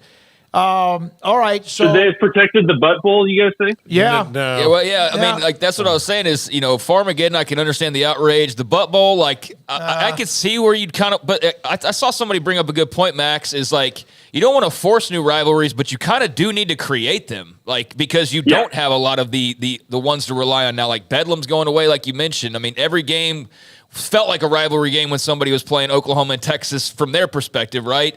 So you kind of do have to throw some new matchups at the wall and hope that somehow Arizona and Texas Tech turns into Iowa State and Baylor as far as the hatred goes. No, 100%. That's the right way to put it. You wouldn't call these rivalries by name that have their own Wikipedia pages and stuff like that. But man, certainly any of the in-state schools against Texas felt like something a little bit different. I think because it was just so easy to hate Texas and hate Oklahoma. Even if they weren't full on rivalries, you just had a lot of games that everyone kind of really looked forward to as kind of a rivalry, this would mean a lot to us if we won this kind of game. And, we really don't know who the new powers of the future Big 12 are going to be. It's going to be very interesting to find that out next year. Max, I know we got to let you go here in a second, but I want to ask you, is there much talk about the B word right now in Lincoln, Nebraska? B as in bowl, being at 5-3, got Michigan State coming up. It's been a little while since they went to the postseason. What's just kind of the temperature around Matt Rule and company right now? Yeah, I think it's pretty positive, certainly, when you've had the kind of win streaks they've had. They've won 3 in a row. I believe they've won 5 of their last 6. It's just the kind of thing that you guys watch firsthand of man, they're just playing really confident football. It's pretty messy at times. They had a ton of turnovers and a ton of injuries, a lot of stuff that hasn't gone right. But I think it's the right coaching staff at the right time for this program. And yeah, you're right. This is the Power 5 program that has waited the longest to go back to a bowl game. And, with Michigan State up next, feel pretty good about their chances there. I don't think people here are jumping to conclusions too much and saying, hey, this thing, this team can win the Big Ten West necessarily, but you still got Wisconsin and Iowa ahead of you. So you got a chance to at least play for those kinds of games here if you can keep this thing rolling. But it's been despite a lot of things that have been challenging, it's pretty impressive results in year one for Matt Rule and his crew. And speaking of Nebraska, the second half of that Big Ten schedule next year looks pretty salty, does it not? With at Ohio State, UCLA, at USC, Wisconsin, at Iowa, all to close the year. So that'll be fun for Rule and company. For all those Big Ten West schools too, it's a whole new world. It's a much tougher schedule, and there's no just automatic bid for the best West team into the title game. Yeah, so that's right. You are going to fight and scratch and claw to get to the top there. Thank you very much, Max. Great stuff for you and Bruce in the Athletic on the story involving Michigan, the survey, and more. Every Thursdays at 4. Great to have Max Olson, senior national columnist for the Athletic, with us on 365 Sports. By the way, did you guys see the tweet I sent you earlier from Bud Elliott that if all of the Big Ten West offensive coordinators were under Brian Ferentz's contract stipulations, they'd all be fired? Yeah. Really? Well, yeah, it's like you see 12-10, you see 19-14, you see, you get into that, like upper teens, you have a chance. You're probably going to have a 50-50 chance to win the games that you play. Part of that Max Olson story, by the way, the defensive coach said what Michigan was able to do and is doing that would differ from big-time winning and losing is, you're shooting fish in a barrel. If you filmed all the signals, you'd take that, put it in film system, match it up to play with the opponent, what they're running. I mean it. Having a steady film of the signals during a game would be mind-blowing. To me, it would be the same as going and filming somebody's practice. If I was on the Michigan staff and was part of that operation, I would be very uncomfortable using that information. To me, that's a big moral line in the sand that we have crossed, or that was crossed. So there you go, one of the quotes in his article. I just think to say all that, it's fine, but what do the Big Ten rules say that they can do about it tomorrow? If Tony Petitti got up and there was something in the rules that he could do, what can he do about it tomorrow to prevent them from being that? I'm going to read this. I'm going to read something from Dennis Dodd. You guys go back and forth on that. Yeah, what can they do tomorrow? What can they do to keep them out? And what can they do that Michigan is not going to be able to fight? Dennis Dodd, Article 4, or actually Article 6 of the AFCA Code of Ethics. It is unethical under any circumstances to scout any team by any means whatsoever, except in regularly scheduled games. The head coach shall be held responsible for all scouting. This includes the use of motion pictures and or videotape. Okay, so what's the punishment for that? Let me see what it would say. Yeah, I don't know what the punishment is. That's where, I know it's against the rules. They know it's against the rules. Jim Harbaugh knows it's against the rules, and everybody knows that Jim Harbaugh has broken these rules, although the details of it are still yet to be really fully fleshed out. So, if they say he broke the rules, what do the rules say is the punishment for that and how it has to be doled out? That's my question, and how can they get it done? If the coaches want something done this year, what can they do this year? What is written into the bylaws of the league for them to do? That's where I'm lost. Yeah, I don't have the bylaws. Never thought we'd get to this point, but here we are with it. Okay, based on what we know now, is there enough evidence for them to make a ruling?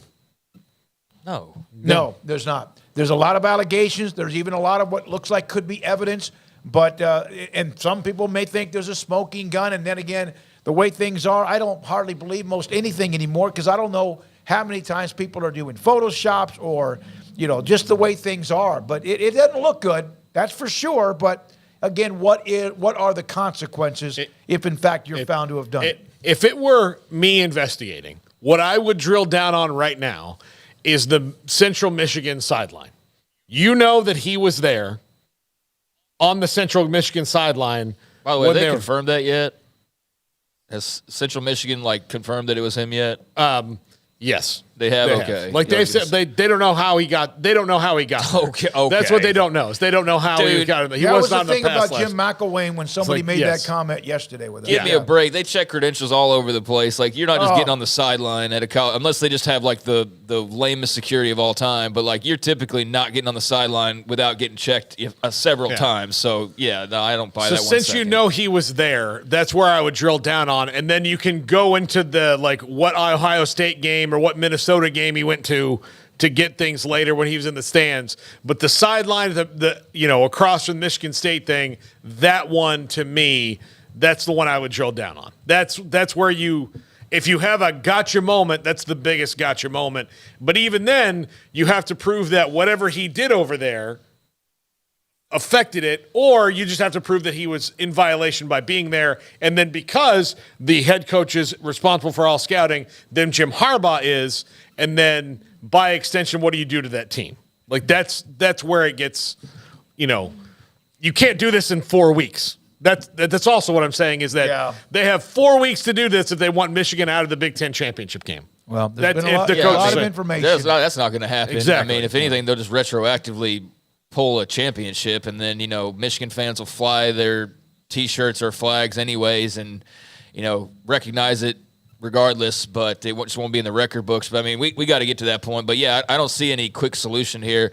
I was just wondering about the Central Michigan, whether they had confirmed that or not, because I saw all these headlines about, like, investigating. It's like, how long does it take to figure out if that guy is the guy that you're looking for or not? Like, come on now. So that just smelled rotten to me, that it seemed like it was taking a while to confirm whether it's just this guy, as though it was, like, they needed months to look into it or something. But – yeah, it all smells. I don't believe for 1 second that Jim Harbaugh was completely in the dark and didn't know what was going on. I mean, you see the footage of that guy right next to him. I mean, you see the big stack of papers. You see them leaning. It's pretty obvious. You just can't prove how malicious it was or how greasy it was. I think the only thing that, again, is there a paper trail, text messages? Can they get to that? Things like that show anyone confirming what somebody else is doing. Well, look, for Michigan football, they have Connor Stallion's paper trail if he didn't cover this up well at all. Like if he's saying that he's condoning this thing clandestines. But is there a connection that he was paid by Michigan? Is there a connection that he and Harbaugh discussed this? That what I think would be the smoking gun. Well, and look, the rules also make it broad so they can punish Jim Harbaugh for Connor Stallion's actions because it's lack of control. But again, that's something that if they can prove it in a month, the NCAA and the Big Ten should be like, well, why have we done this all the time? Yeah, they can't do it. It's going to be interesting. Again, Auburn had the Cam Newton story that was throughout the year. The one thing I hate about this story, whatever is the final deal, is it's overshadowing a lot. I'm not going to let it with me. We're going to discuss it on this show, but I'm not going to let it ruin otherwise the season of college football as we watch from weekend to weekend. Yeah, I mean, it's not affecting my enjoyment at all. I mean, it might affect my opinion of Michigan in the long run, but it has absolutely no bearing whatsoever on how I'm going to watch TCU and Texas Tech tonight. So, I mean, I'm sure for Michigan fans that's the case, or Ohio State fans, or whoever that becomes consumed by it. It's interesting. I'm not, obsessing over it, and I'm definitely not letting it affect my enjoyment. So, I doubt most people are as well. I think most people out there are probably, if they're not tied directly to it, are just interested. And yeah, I'm sure there's a little bit of blood in the water for some people that want to see Harbaugh go down because they feel a certain type of way about him.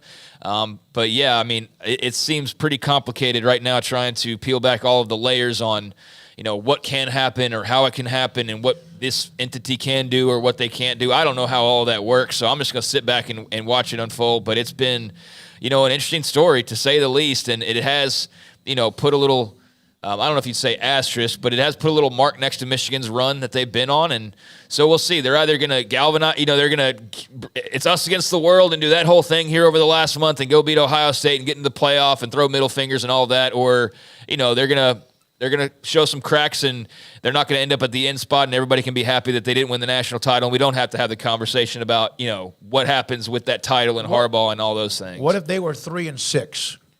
Then they have some very bad coaches if they had all this information. Yeah, 3-6 or talent. Connor Stallion sucks at his job. Yeah. I mean, what if he had a job, right? But is Joe McGivern?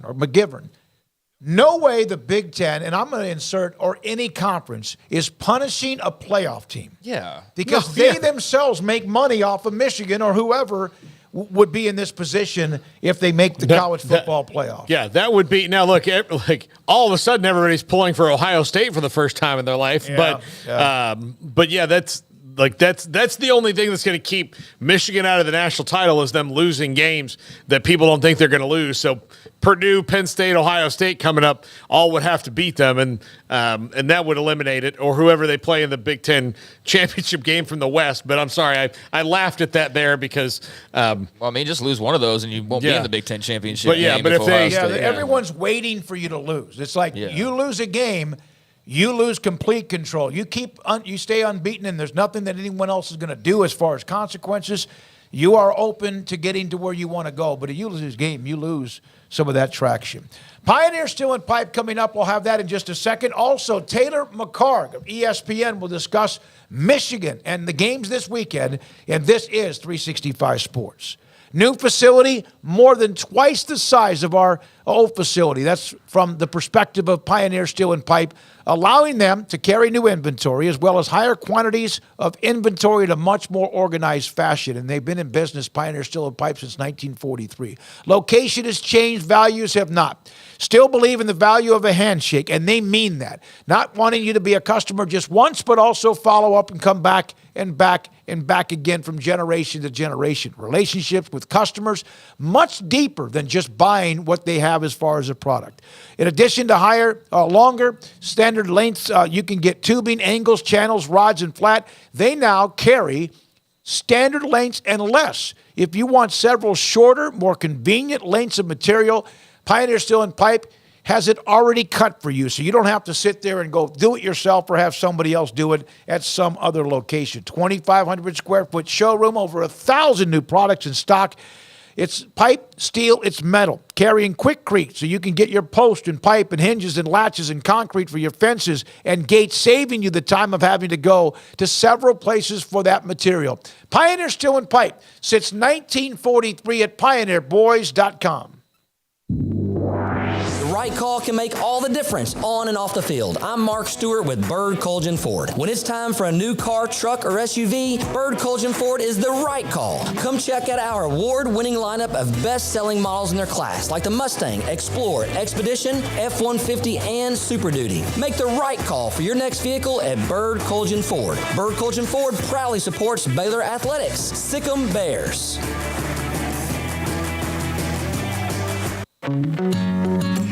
Established in 2007 and independently owned, Alliance Bank Central Texas is committed to helping families and businesses meet their financial goals. From their tellers to their board of directors, they know the importance of superior service and competitive products. Customers have confidence knowing that their financial needs are in good hands. It's your bank, Alliance Bank Central Texas, with 2 Waco locations, 4721 Bosque Boulevard and 191 Archway Drive on Highway 84, and at AllianceBankTexas.com. Member FDIC and equal housing lender. Waco Custom Marketplace is your hometown grocery store with a full-service butcher shop and bakery. Hi, this is David Smoak. The butcher shop can take your customized orders for seafood, pork, and poultry and custom cut your favorite steaks from bacon-wrapped fillets to T-bone to bone-in ribeyes. Cut specifically the way you want. They have Norwegian salmon fillets, catfish fillets, sliced ham or turkey and lunch meat, variety of cheese available, and several options of sausage links. Fresh chicken breast or whole chickens, sliced bacon, pork chops, ground beef, marinated beef, and chicken fajitas, and always large briskets available, plus fresh vegetables. So the great product, customer service, and family tradition of the Bauer family continues at Waco Custom Marketplace, open Monday through Saturday. A full-service butcher shop and bakery available. Waco Custom Marketplace, 425 Lake Air Drive in Waco, or WacoCustomMarketplace.com. It was broad daylight. I stepped into a gas station for 5 minutes to grab a snack, and just like that, my car was broken into. They made out like a bandit. My laptop, my phone, everything. I called my agent to see what could be done, and he restored my faith in humanity. My claim was processed so quickly, and I was able to recover my losses. Stop by and see our agents at one of our 3 McLennan County locations. Coverage and discounts are subject to qualifications and policy terms and may vary by situation. Some say a dog is a man's best friend. But I tell you what, boys, you better think again. 'Cause there ain't nothing better than some cows, pigs, and turkeys too. I love to cover them in sauce down at Rudy's Barbecue. Bring all your friends to Rudy's for some tasty oak smoke barbecue. Next in line. This is 365 Sports, powered by SicEm365.com. The 4 o'clock hour is sponsored by Boozer's Jewelers, the wedding ring store, specializing in custom jewelry and repair, all in-house. Now here's David Smoak, Paul Catalina, and Craig Smoak. We're joined by Taylor McCarg, ESPN. We have discussed quite a bit, of course, with college football. Opened up by talking about the Rangers winning their first ever world championship. That was fun. Lifelong fan like me and Craig and Paul's father was, and Paul, of course, is a Red Sox fan, so he's spoiled even more. Taylor McCarg. Taylor, thank you for your time. Michigan's undefeated. I'm not sure anything can happen to them, no matter whatever, I guess, is uncovered or what is true. But as soon as they lose a game, are they nuked as far as being a part of anything college football playoff, no matter who it's against? Well, I think a lot of people would prefer it that way. I think it would depend on if they were to lose to. Well, let's say they lose to somebody not named Ohio State, then yes, I think it probably ends it for them. Unless even in that scenario they beat Ohio State and win the Big Ten, still a path where they potentially get in. If they lose to Ohio State and they don't get a chance to play in the Big Ten championship, then it's probably Ohio State, and I don't see a non-Big Ten champion Michigan getting in. But I know for college football fans and the Big Ten and the playoff committee, it would make their lives a lot easier if Michigan did lose, so that they could try and avoid having to discuss Michigan and everything that's going on with them with the sign stealing scandal, and avoid all of that in the playoff discussion. Because once you get to bowl season and once the Final Four is set, that would absolutely dominate headlines for 3 solid weeks. Taylor, we were just talking about it. The thing that's weird is the coaches want something done now, and you get that, but I don't know if there's an answer that Tony Petitti can really give him, is he? Not right now, at least. I think it's going to be interesting to see what the ultimate findings are of if there's any proof that this was, it's traced back to a directive from Jim Harbaugh. Mm-hmm. Then, yeah, all of a sudden this becomes, it already is bad. This is pretty ugly. From people that I've talked to, coaches, personnel, people that are in the sport, this crossed the line. And that's the thing. Everybody watches the TV copy and tries to see from your own signs, okay, we're going to have to change XYZ sign because we know that it's getting picked up. Everybody does that. Everybody watches the other team's TV copy to try and hear, is there an audible that they like to go to? Is there a specific sign that we see the quarterback use? And, okay, we know it's going to be this play off of it. That's all within the framework of trying to just get an edge on your opponent.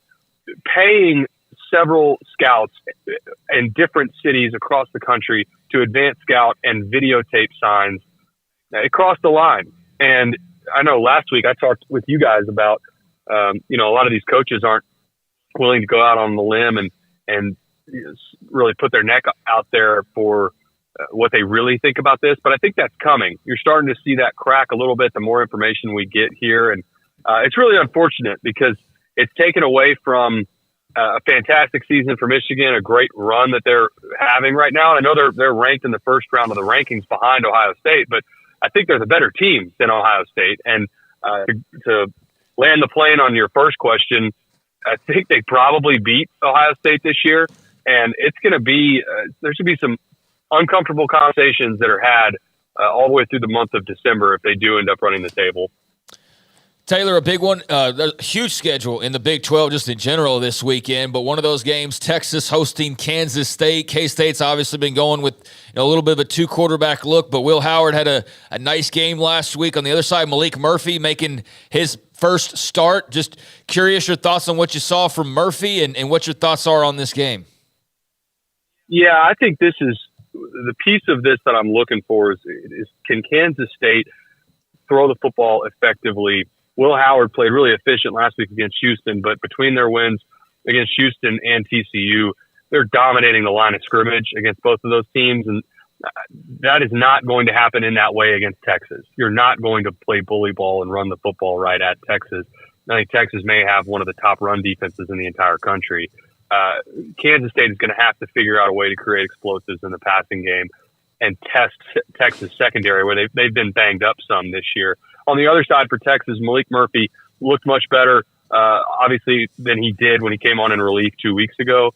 And I think we expected that, right? You have an opportunity to go through the full week of practice. They know what you're good at. I also think it was probably good for him that he got that interception out of the way, where it was that was about as bad an interception as you're going to see, where he kind of throws it up. And that reminded me of like a JV football type of interception where he panicked, but he got it out of the way, and I thought he played really well after that. And so Kansas State going to have to make him uncomfortable, force some takeaways. And then again, the key to me it's going to be really difficult to run the football consistently against Texas. What can they do in the passing game with Will Howard specifically down the field challenging Texas secondary? Taylor, there's a game that's in Baylor, in Waco this week, the two teams that are really just not very good. And Houston getting buried by Kansas State, and, of course, having taken Texas down to the wire. Baylor just seemed like nothing changes, like a malaise every week. If Houston comes into Waco and wins that game, what does that mean for a program that is already struggling? Well, look, I think it would mean a win in this game means more to Houston than it does Baylor. Because I think the tempo and the tone for this season is pretty much already established for Baylor. Doesn't matter. I think it's unlikely that they make it to a bowl game regardless. Even if they beat Houston, they would still have to pick up two more somewhere between Kansas State, TCU, and West Virginia. And the way West Virginia is playing, I do not think they would beat West Virginia. On the other side, with all that's been made of where Dana's at, and Houston fans appear to be not thrilled, to say the least, with Dana, I think a win at Baylor would probably mean more to them. Because, again, even if they don't make it to a bowl in their first year in the Big 12, if they were to close out the season if they could figure out a way to get to 5-7, that feels a lot different for Houston, right? Doesn't it? Than it would for a 5-7 Baylor. Mm-hmm. Nobody's happy about that, regardless of how they got there. Taylor, Bedlam is ending. It's a bummer, but Oklahoma State has not really won a whole lot of those games. They've lost 91 of them. Is this the year that they get win number 20? I think it's better for Oklahoma State that they're playing this game later in the season than in the first part of the season, because I don't know what happened. It's not a team that I've followed real closely because, to be honest, after the beginning of the season, the way that they started, that to me seemed like a team that was going to struggle to make a bowl. And now you look up, once we turn the page to November, rattled off wins. They beat Kansas. They beat West Virginia on the road. They're sitting there playing really well in conference play, and go back to their loss against South Alabama in September, and you thought, man, this Oklahoma State team may not make a bowl. On the other side, for Oklahoma, we said last week on this show, we talked about how this is going to be a challenge going to Lawrence. It's a good football team, even with the backup quarterback and Bean playing. It's still a really good, disciplined football team. Oklahoma's going to obviously have to pick themselves up off the mat. A lot still to play for. If they run the table the rest of the way, beat Texas, you would expect it to be Texas in a rematch in the Big 12 championship. An opportunity out there certainly for Oklahoma to get into the playoff. But Oklahoma State last year of Bedlam, I think Oklahoma State probably wins this game. I would take Oklahoma State in this game straight up because, again, of the momentum that they've built. And can Oklahoma pick themselves up off the mat? It's going to be challenging. 2 back-to-back road games at Kansas, at Oklahoma State. The Big 12 did not do Oklahoma any favors in their scheduling in their last year in the conference. Taylor, big one in the SEC. I know Georgia Mizzou's got some interest as well, but Alabama, LSU, Jalen Milroe, we've seen him week to week and the highs, the lows. Jaden Daniels obviously has had a really good year. Your thoughts on the quarterback matchup, but the matchup between these two teams as well, a huge one in the SEC West. And I know Alabama is the favorite in this game, but this is another one that LSU can score, and they've proven that against pretty much anybody. They can put up points. Can Alabama play bend but don't break on defense? LSU is going to move the football, but can Alabama slow them down in the red zone, force a couple fourth down stops, force them to kick a couple field goals, because that's going to be the key in this game, and then hold on the other side. Do what we've seen Alabama. They've gotten comfortable with Jalen Milroe, where it's run the football, quarterback run game, quick game. And then outside of that, the rest of their passing game is throwing bombs down the field. There's not a lot of intermediate passing game. There's not a lot of full field reads. They've simplified things for him, and I think they look so much better than they did in the month of September. To me, I could absolutely see LSU winning this game because, again, they've proven that they can score on anybody. And Jaden Daniels, I think if they go in and win this game at Alabama, that's going to be your Heisman favorite. Taylor, thank you as always, man. What game do you have?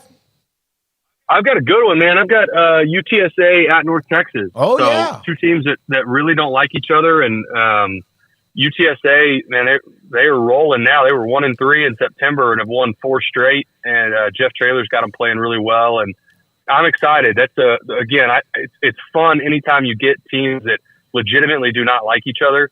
And UTSA and North Texas, if you go look at just any of the tweets back and forth. These fan bases do not think highly of one another. No, they don't. They don't. We've had both Eric Morris and Jeff Traylor on the show this week, so for a reason, because of exactly what you said. Thank you very much. Enjoy your broadcast. Thanks for being a part of our show on Thursdays when you can. Awesome. I appreciate it, guys. Thank you. Taylor McCark, former Rice quarterback, college football analyst with us on 365 Sports. Now, when we come back, we'll have Off the Radar. At the top of the hour, we will, Mickey Spagnola, a little bit about, 5:30 or so, he will join us and also he might discuss the Rangers as much as we do the Cowboys. He's a big White Sox fan. He grew up as a Chicago fan. White Sox fan. But yeah, we'll get into that Eagles game, which has been somewhat overshadowed because of the World Series this week. Well, you want to talk about a rough year. The White Sox, 101 losses. Did they really? I didn't know. 101. And they have some really good players on that team, like Luis Robert and, but yeah, they – do they have any bright spots, future you look ahead, or is that look? I read an article this morning that ranked them the 30th team out of 30 going into next 30, year. Yeah. So yeah, I can't relate. Sorry. Yeah, it's just different.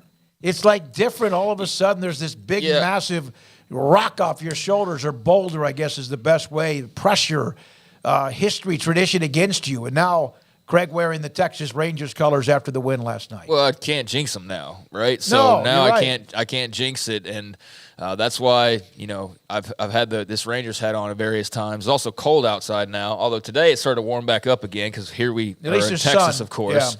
Yeah. But yeah, I mean, it was though you talked about with David Murphy, he didn't win a World Series. I didn't want to ask, but I didn't want to get his hopes up of do you get a World Series ring for being in the broadcast booth? I don't know how all that works. I think when you probably win the first one, you might just like everybody, administrative assistants and stuff. Yeah, but it's not the same as that don't make up for 2011. No. It doesn't make up for that. Does Adrian Beltre get one? I mean, I don't know. Like I said, I don't know how all that works, but I could see Michael Young will. He works. Yeah. Michael Young probably does. I know he was there. I saw him getting interviewed after the game. He seemed just super happy. But it doesn't take away 2011 from those guys. No. It just eliminates you've never won it, and you've never done this, and now they're in the club. I'll mention who's not in the club. It's a very short list, but yeah, it takes that monkey off your back that you've never done it, and that. Not only have you not ever done it, but remember 2011? Remember, and it always goes back to that series and that game and that play, or lack thereof, Nelson Cruz, who retired today. And now that's still there, and that's a thing, but it doesn't matter as much. It just doesn't matter as much because now they've done it, and they did it with a really fun team. So, it's awesome. I said, Nelson Cruz retires today.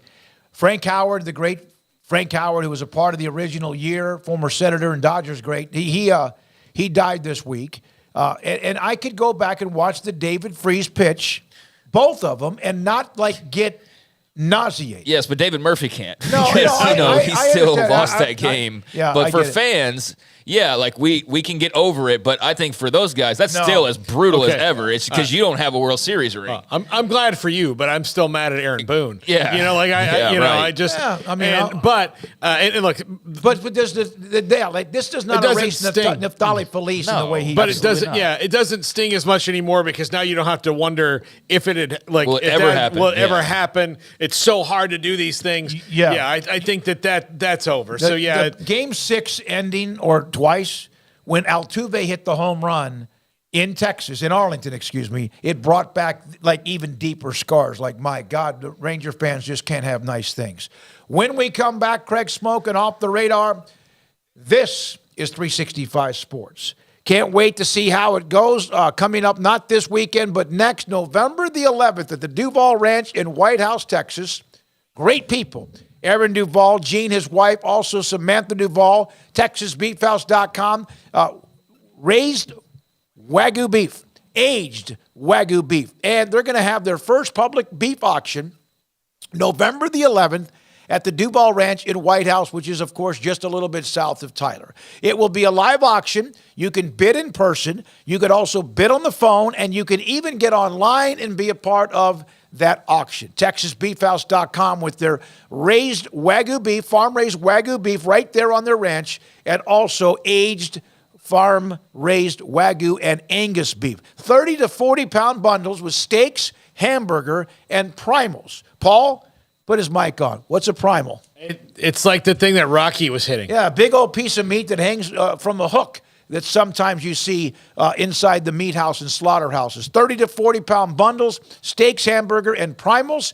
Perfect for restaurant owners if you want to stock up on some great product, and also for homeowners too. Like I have a pretty nice deep freeze on the back porch of the condo, and it's perfect for maybe having an extra 15 or 20 steaks or whatever I would like to get or you would like to get. And some of you might have even a couple of different deep freezes if you are some that go hunting, and what you get when you do that. More information, you can go to TexasBeefHouse.com. Now, this is the auction. You can still call them at any time because their beef and their product is fantastic. Farm-raised, aged Wagyu beef. TexasBeefHouse.com. From the first workout to the last practice, sports is an incredible and rewarding challenge. Hi, this is Dan Ingham with the First National Bank of Central Texas, and we're proud to support each athlete, every parent, and our educators. From families, small businesses, to the biggest industry, we're here to help. With remarkable products like our free First mobile app, we've got banking ideas that fuel big dreams. That's the First National Bank of Central Texas. Familiar faces making local decisions. Member FDIC, Equal Housing Lender. Petty Clinic Men's Healthcare in Woodway is now proud to offer you men an exceptional weight management body sculpting product called semaglutide, also known as Ozempic or Wegovy. Semaglutide is an FDA-approved weight management medication. Once-a-week injections of this powerful medication offers an average body fat weight loss of 20% within the first year of treatment. In addition to body sculpting, semaglutide also normalizes blood sugars and has the clinical research proof of reducing blood pressure, cholesterol, stroke, and heart attack risk. If you're like most men and you have stubborn fat that will just not respond to typical diets and exercise, then help is finally here. Semaglutide, affordable, highly effective. Google search Petty Clinic Waco and reach out to the Petty Clinic team today for a free consultation with Dr. Petty to see if semaglutide is right for you. Go to pettycliniclowt.com. Shorty's Pizza Shack at 12th and Bagby is a homegrown, locally owned pizza place that's out of this world. Everything from the dough, the sauce, the sausage topping is made fresh in-house. Not to mention the amazing pizza pillows, the chicken wings are to die for. Try the Sikkim sauce, chili cheese fries or tots, plus great specials on food and drink every single day. Shorty's is also the perfect spot to watch the game with your friends. Shorty's Pizza Shack at 12th and Bagby. Tell them Paul sent you by. At Ideal MRI, we feel blessed to be a part of the Waco community. We're a small family business right here in Central Texas, and our goal is to bring down the cost of healthcare while maintaining high quality. At times like this, the cost of healthcare has never been more important, and unfortunately, significant illnesses and injuries still occur. That's why Ideal MRI is open and here to serve you through the difficult time. We offer premium MRIs just like a hospital with state-of-the-art technology and specialists, but you'll pay less. Sometimes thousands of dollars less, whether you're using insurance or not. At Ideal MRI, we accept most insurance and there are no hidden costs, even offering financing if that's needed. Everything included in the price, and you'll not get something as a surprise in the mail later on. If you need an MRI, ask your doctor about Ideal MRI. They'll know. You can schedule an appointment safely from home online in minutes at idealmri.com or give us a call, 833-IDEAL-MRI, idealmri.com.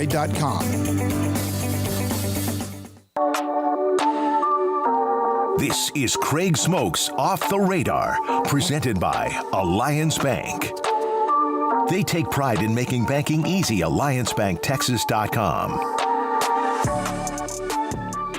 All right, welcome to Off the Radar here on 365 Sports. A little segment on Tuesdays and Thursdays at around 4:45, taking a look at just a grab bag of stories from around the world of sports and college football.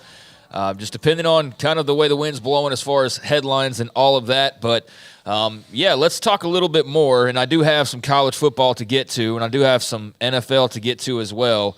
But I do want to just make mention one more about the Texas Rangers winning the World Series last night. Did they? Yes, they did. Know. It was. I just found out this morning. You should wear some of their stuff. I might just do that. Just a complete coincidence that I put this on today. But yes, first World Series championship in franchise history, especially special after what took place back in 2011, being one out away from getting a World Series. Was it one strike away as well? I've kind of blocked it out. But 2011? It was one strike away. 2 outs, 2 strikes, and 2 men on. Yeah. So I've sort of blacked that out, and now it doesn't hurt as bad, honestly. But I'm sure it still does for the players like David Murphy, as we mentioned a little while ago. But I bring this up because there's a couple of cool parts about this. I mean, there's the media guide type notes that you've seen. First team to win 13 postseason games. Also, this was a really cool note because it's not just baseball related, but the first club, period, of the 4 major North American sports leagues to win 11 road games in a single postseason. That's so still staggering. You can't do it in the NFL, obviously, but you can in baseball, basketball, hockey, and they're the first ever in North American sports Big 4 to win 11 road games in a postseason. You've got Corey Seager, MVP for the second time in his career with a second team, winning it with the Dodgers back in 2020, and also now winning it with the Rangers. And he joins the likes of Sandy Koufax, Bob Gibson, and Reggie Jackson to win multiple World Series MVP trophies since they started handing it out in 1955. So Koufax, Gibson, Jackson, Seager. And it's just a list of Jackson and Seager when it comes to players having won the award for 2 different teams. So he is in pretty rarefied air, to say the least, one Corey Seager. And what a stud. I mean, just a no-nonsense, quiet, goes about his business, non-spotlight wanting superstar, and he's pretty special. But those are all cool notes. You mentioned Nelson Cruz retires, very fitting after 19 years. He was you wonder if the timing part of that 2011 team, very much a part of that 2011, very much a part of the outcome of that 2011 team. But also why they got to where they were, too. Yeah, of course. And so you do need to mention that. They're not there without him, so that does take away some of the sting from that one particular play there. But, it does make you wonder of, it's the timing. It's very strange. But it was cool to see Adrian Beltre out there, Michael Young out there. We seen anything from Nolan? I haven't looked around that much. I got it. That's it. I sent John Daniels a text to say, hey, I know part of this team. You built it at the end, even though you went through it. Huh? Name drop. No, okay. He was a great friend of the show. And I asked him, I said, if you're interested, he goes, I'm going to stay low for now and let them enjoy this. But he had a bit of that, and it was always that John Daniels, Nolan Ryan thing. But I haven't. I've seen Nolan Ryan's son.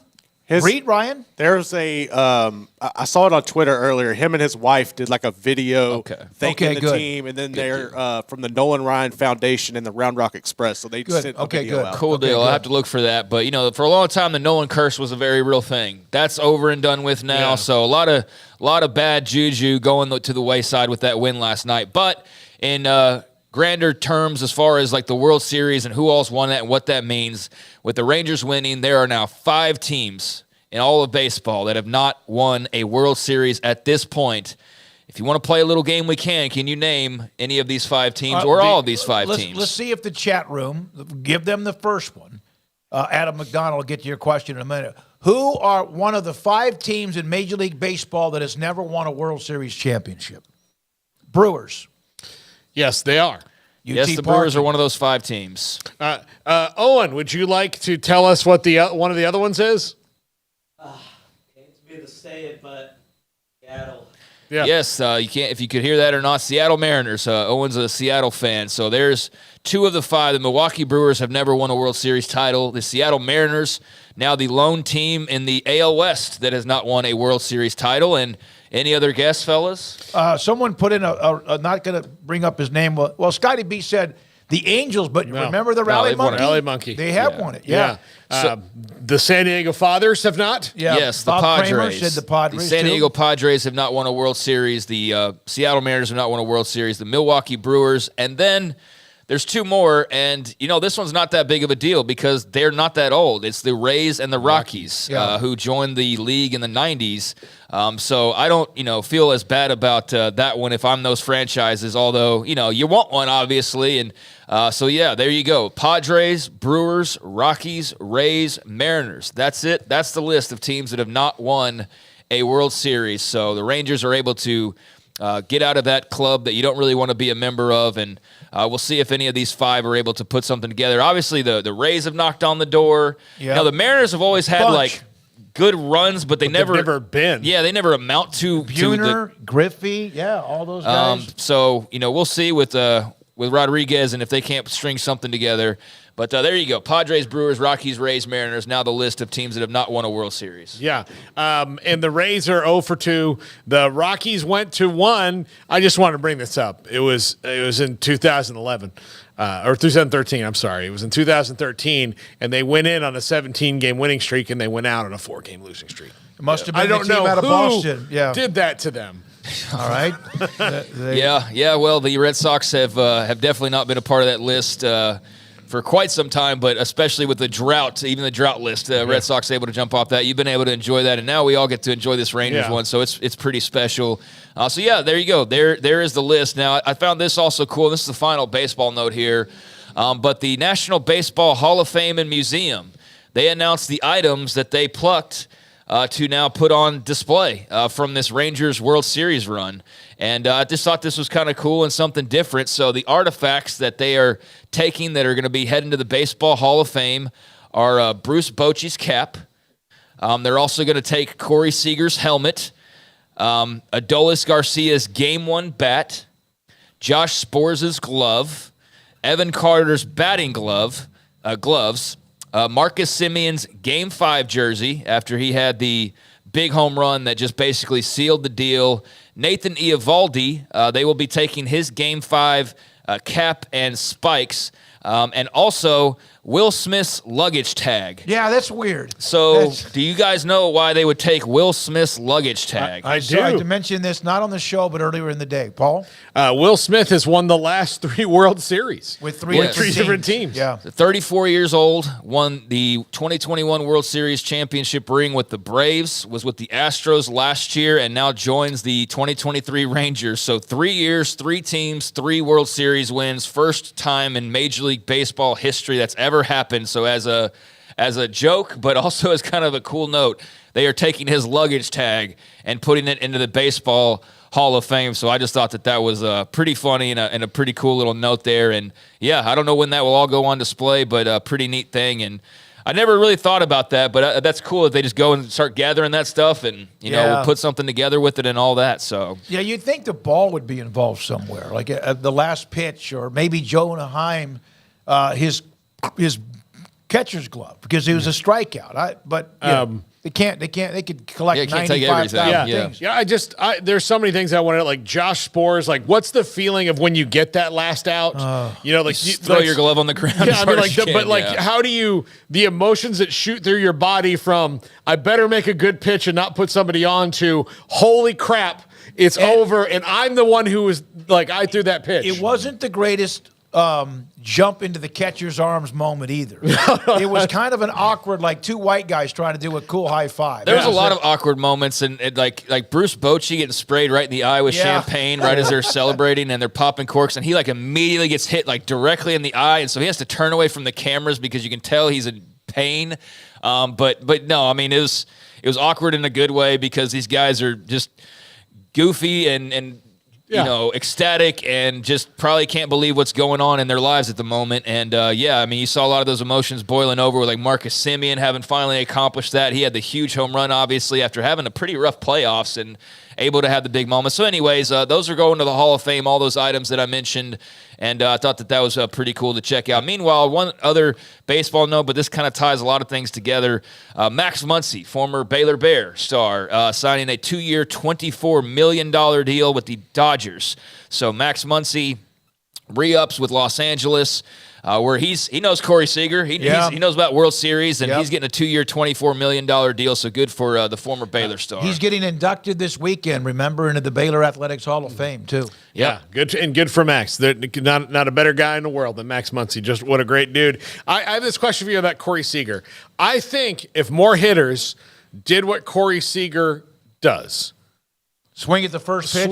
If they're going to give you a first pitch fastball, I wonder sometimes why would they do think that? they overthink it. Like you watch, it happens all the time, and I think part of it is they want pitchers to work deep in counts and get up their pitch count. But I would rather, seeing what I've seen from Corey Seager, be a guy if you're going to groove a fastball to me, a major league hitter, I'm going to take a swing at it, and then I think you'll see batting averages go up because it doesn't a hit's a hit, whether it's a home run or a single. I think you'll start to see things change. That's just my opinion. I like his approach. That dude's incredible. I mean, he's a Hall of Fame baseball player if there ever was one. I mean, that dude is unfreaking believable. He's an amazing baseball player. He's already been worth, along with Simeon, the money that they signed him to get them as free agents, because sometimes you overpay. You know what college he was going to go play baseball for before he turned pro joined the Dodgers? Just randomly, South Carolina. He was going to the University of South Carolina. Ended up in the Dodgers. SEC. He's a Texas Ranger and now a 2-time World Series champion. So he's a dude. All right, elsewhere, we didn't get to talk about this the other day. I'm going to close with college football, but I do have a couple of quick NFL notes here. And I wanted to get y'all's thoughts on what the Commanders basically did the other day, throwing up the white flag on really what they've been building over the last few years. The trades of Chase Young and Montez Sweat, two of their massive draft picks along that defensive line over these past few years they've been building up. They've still got some big dudes that are back there, but Chase Young and going to the 49ers, Montez Sweat to the Bears. What do you think this signifies and what do you think it means? I'm pissed because I know the new ownership was supposed to have a lot more money and a lot more stability. The problem is they got in late. And so they were thinking about re-signing Sweat. The Chase Young's been up for kind of in the trade discussions. He had the bad injury, missed almost all of last year. I'm pissed because, again, you start all over again. Now, you got a second round and a third round pick. But these were two dudes. Chase Young, one of the highest drafted players out of Ohio State. But, I mean, to me, I don't know. Give Chase Young to the 49ers for a third-round pick, it reminds me of when the Lakers got Paul Gasol for, candy bars. Yeah, well, what kind of candy bars? Hershey's? Yeah, Reese's? just, a trade that should have never been approved. I know I get it, Chase Young is an impending free agent. He's got some injury history, but so is Sweat. And the 49ers have a bunch of contract decisions to make in the offseason, so who knows of that. But something tells me they'll be able to figure out a way to have Bosa and Young, who are best friends, by the way, back together again. Yeah, Ohio State reunion. Yeah, I mean, I think that, if you're a fan of anybody but the 49ers and they're in this funk, you're like, oh, great. Now they're going to get out of it by murdering all the quarterbacks. Yeah, in Washington, they're just a mess. They can't protect the quarterback. They're going to end up 6-11.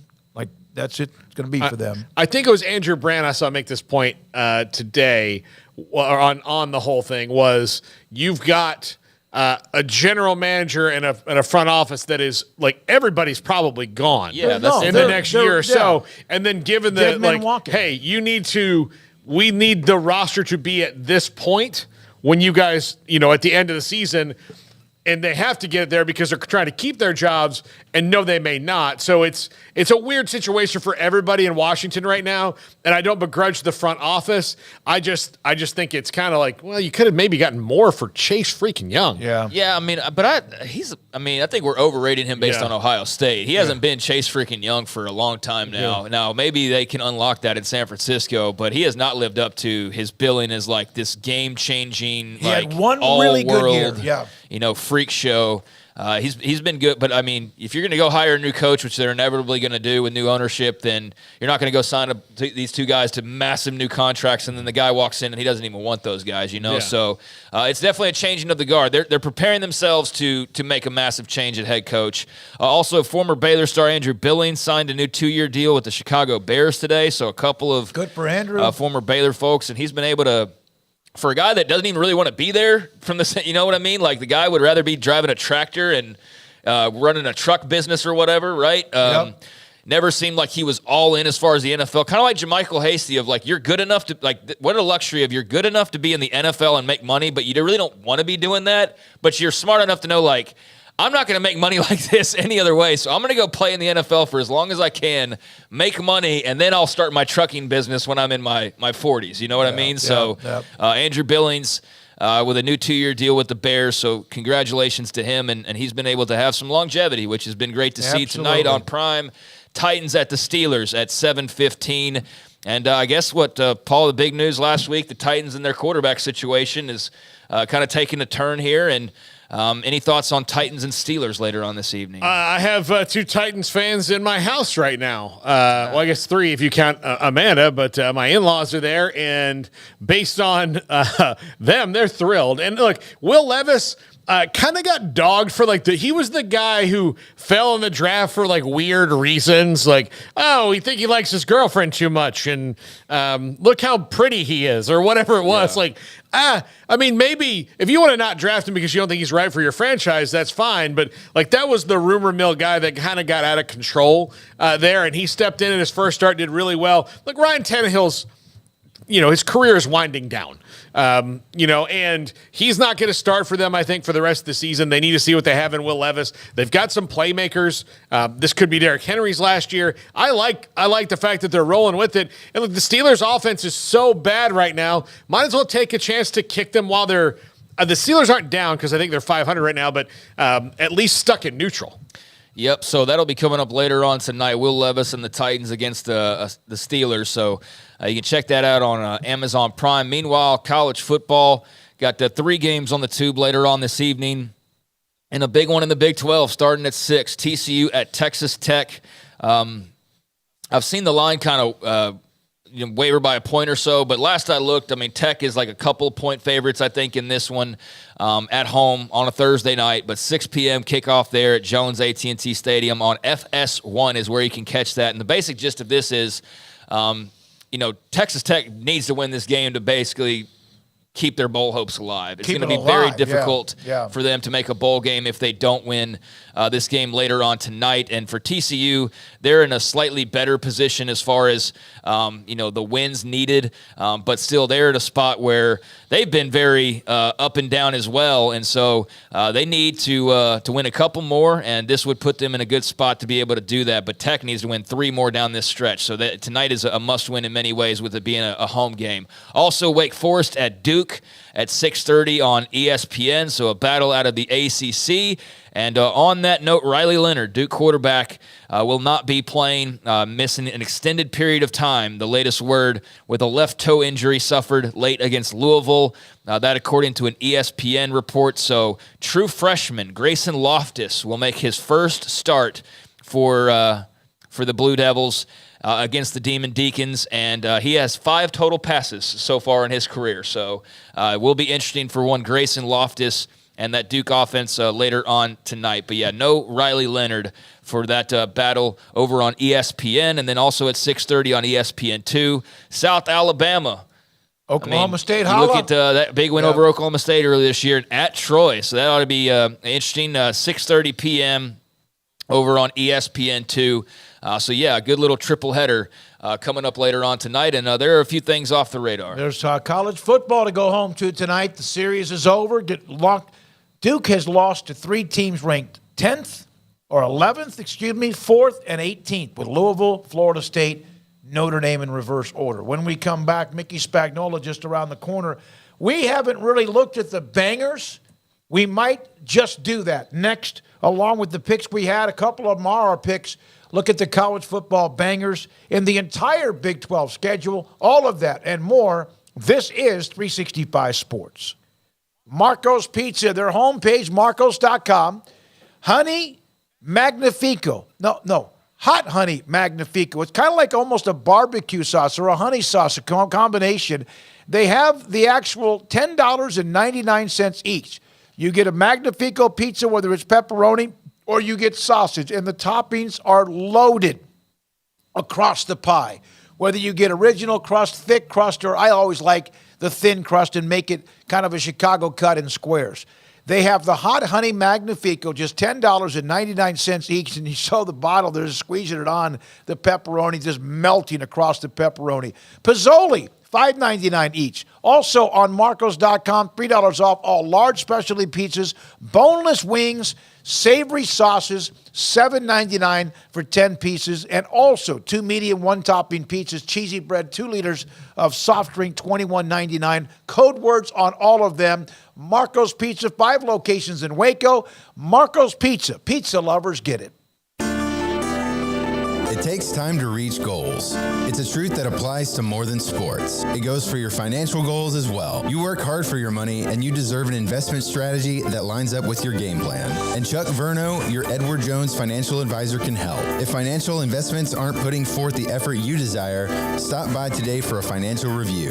Chuck Verno, 720 North 64th Street in Waco, 254-732-1161. Edward Jones, member SIPC.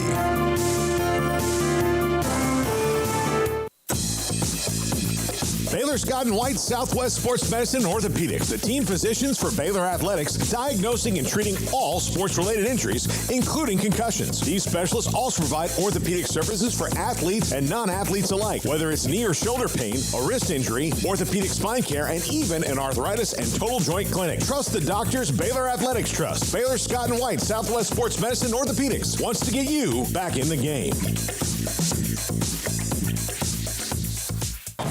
Baylor alumni are more than 160,000 strong. When we all join hands to support our university, we don't just move the needle, we move mountains. Working together, we create life-changing opportunities for students on the field, in the classroom, in the laboratory, and in life for generations to come. So get connected, get involved.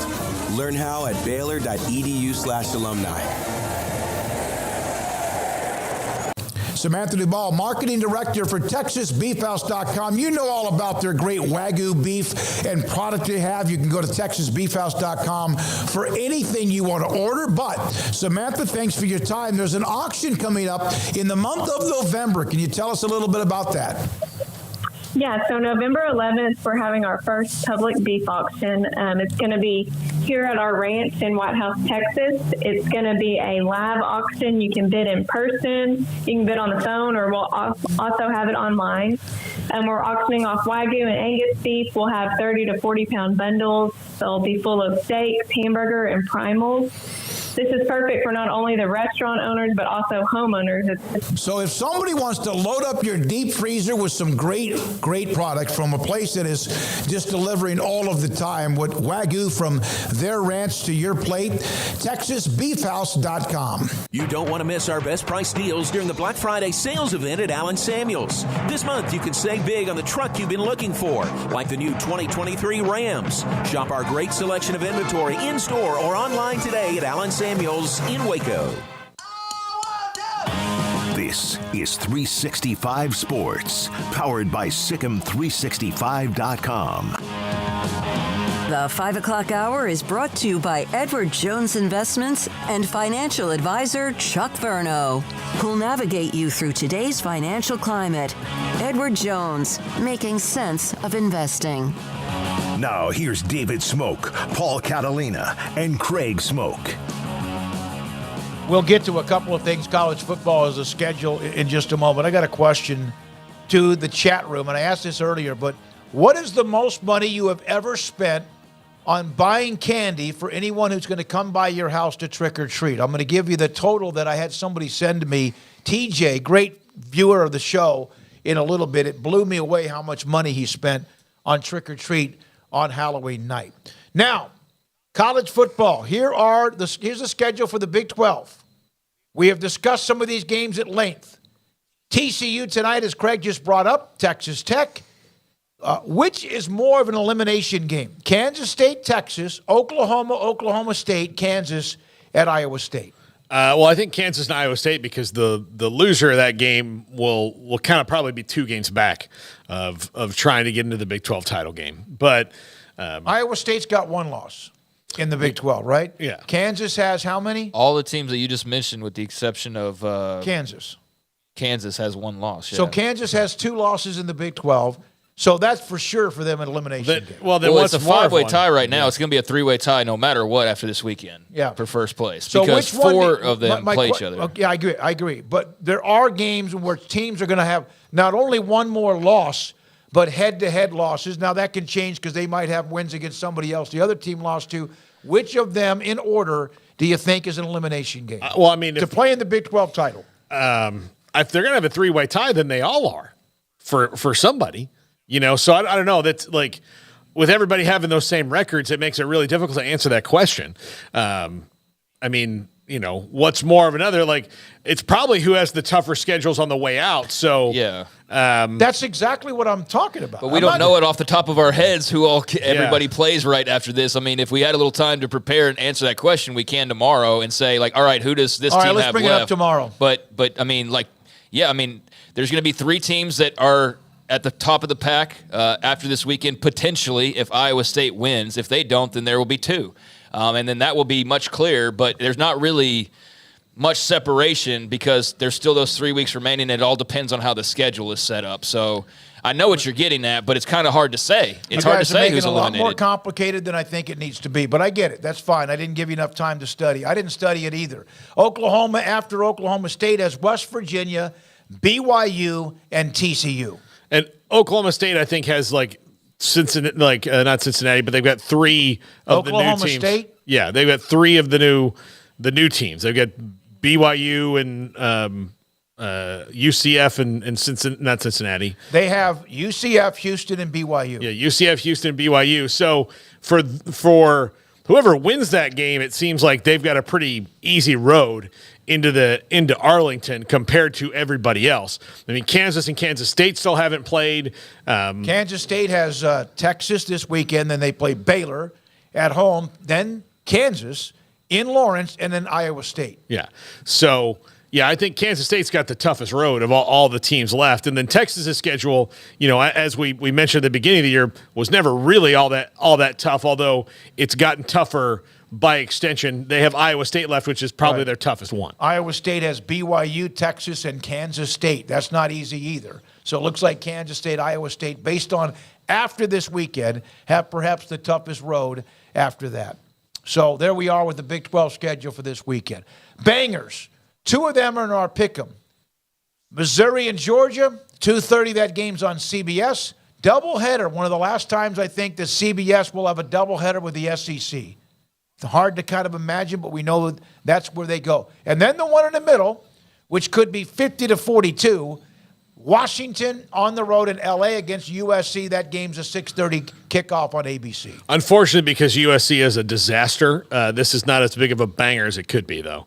I think Washington, this is a good opportunity to go out and stake a claim and then push USC out of any discussion. Just push them out of the top 25, win by 21 like they can against USC because USC is a disaster. Go do that and then kind of end all speculation. Yeah, I mean, this is a big one for the conference race. I mean, that's a huge game for the setup of who's going to play in the championship. I mean, we dog on USC, but they're still right there at the top of the Pac-12. I mean, do we realize that they're 5-1? Yeah. I mean, the only other team that's on their level is Oregon. Oregon obviously is in better position. They're 4-1, but everybody else in the league has 2 losses or more. So, Oregon State, Utah, all these teams we throw around, they have 2 losses. So USC could join those teams, but I mean, look, they're capable of getting a shootout and winning the game. I know the defense stinks, but I mean, they're still a 7-2 club that's 5-1 in the Pac-12. So yeah, that's interesting right there. And Washington's been a little shaky. Like they haven't been just blowing teams out and dominating the last couple of weeks. So that could be very interesting there, especially I don't know how much like home field consideration you give here, but it being in LA, there is that element that you're not in your friendly confines, the Huskies that is. So yeah, this is a big one for the Pac-12 race because if USC wins this one, then they've got tie and head-to-head over Washington. They're suddenly in a better position than Washington is to win the Pac-12, despite all of the hand-wringing and all of that with Lincoln Riley. So, yeah, a big opportunity. But then again, Washington wins. I mean, they're sitting in excellent shape down the stretch at what would be 6-0. Yep, there you are, the Bangers. Two of them are part of our Pick'em college football this weekend. When we come back, Mickey Spagnola, his thoughts about Cowboys and Eagles coming up this weekend, and also what's it like up in the Dallas and Fort Worth, Arlington area with the Rangers, and about the time they probably have landed by now, based on what I was told about when they would land in the Dallas-Fort Worth airport. This is 365 Sports. Don Humidor Coffee Beans in the Tower Shopping Center in between Richland Drive and Valley Mills in Waco. Carol, Ashley, and Cheyenne. They're the ones that run it. They're the ones that know what you need when it comes to cigars, and have a 48-foot walk-in humidor for you to check, select, and also choose what you want for you or perhaps for somebody else. Rocky Patel's my favorite brand. Ashton's a great brand. Cohiba, Padron. It depends. Do you like a light side, like I guess a light cigar, or do you want one that's got a full flavor? They have all of it if you want. Mine's is a lighter Churchill length. That's what I like, whether it's Ashton, Macanudo, Rocky Patel, or whoever it might be. And on top of that, they have CBD product, including Vita Dreams, a gummy that you can take, eat, chew, whatever, before you go to bed, maybe 30 minutes or an hour out. You kind of get to know that after a while. It allows you to fall asleep much easier, although I could not sleep very well last night coming off the Rangers World Series win. Then they also have For Bad Days. It's a gummy, THC product for those with chronic pain who really hurt a lot every day, or at least on occasion. Don Humidor and Coffee Beans in the Townwest Shopping Center in between Richland Drive, Valley Mills, and Waco. Pizza, burgers, and Bears football. There's no place around Waco that serves them all other than Bubba's 33. Come show your green and gold and enjoy some of Waco's best food and beverages while watching your favorite team, the Bears. When real Bears fans get hungry, Bubba's 33 is the #1 spot for ice-cold drinks, hand-stretched, stone-baked pizzas, and bacon-infused burgers. Join us for indoor or patio dining. Bubba's 33, Waco's restaurant and proud supporter of Baylor Bears football. Sick 'em, Bears. TFNB Your Bank for Life is the official local bank of Baylor Athletics. Find out why more Central Texas are making TFNB their bank for life. Sign up for our Edge checking and savings accounts to earn interest or cash back. With 5 convenient locations and an award-winning mobile app, banking has never been easier. TFNB Your Bank for Life. Member FDIC. In our logo and advertising, we say we are people that you can count on. What does that mean? It starts with providing a quality vehicle and quality service at a fair price. But it also means we do what we say we will do, and we treat people fairly with respect. It starts by hiring great people, good local folks who work hard with a caring attitude. Our employees are the real reason we are people that you can count on. Put us to the test and see for yourself that at Richard Carr Motors, we are people you can count on.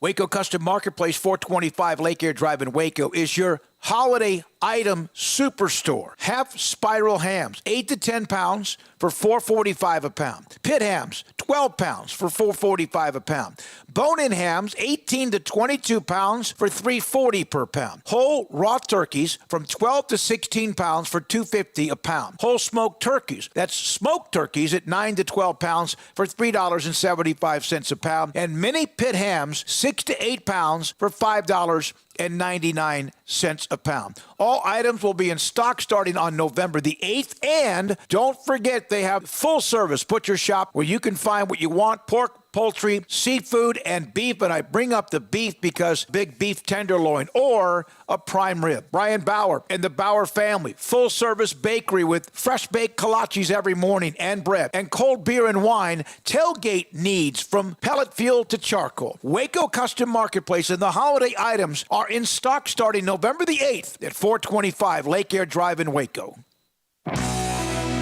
This is 365 Sports. It's time for our weekly segment with Mickey Spagnola of DallasCowboys.com. Prescott fires, caught, Lamb, touchdown. Brought to you by the First National Bank of Central Texas, with 5 locations to serve you.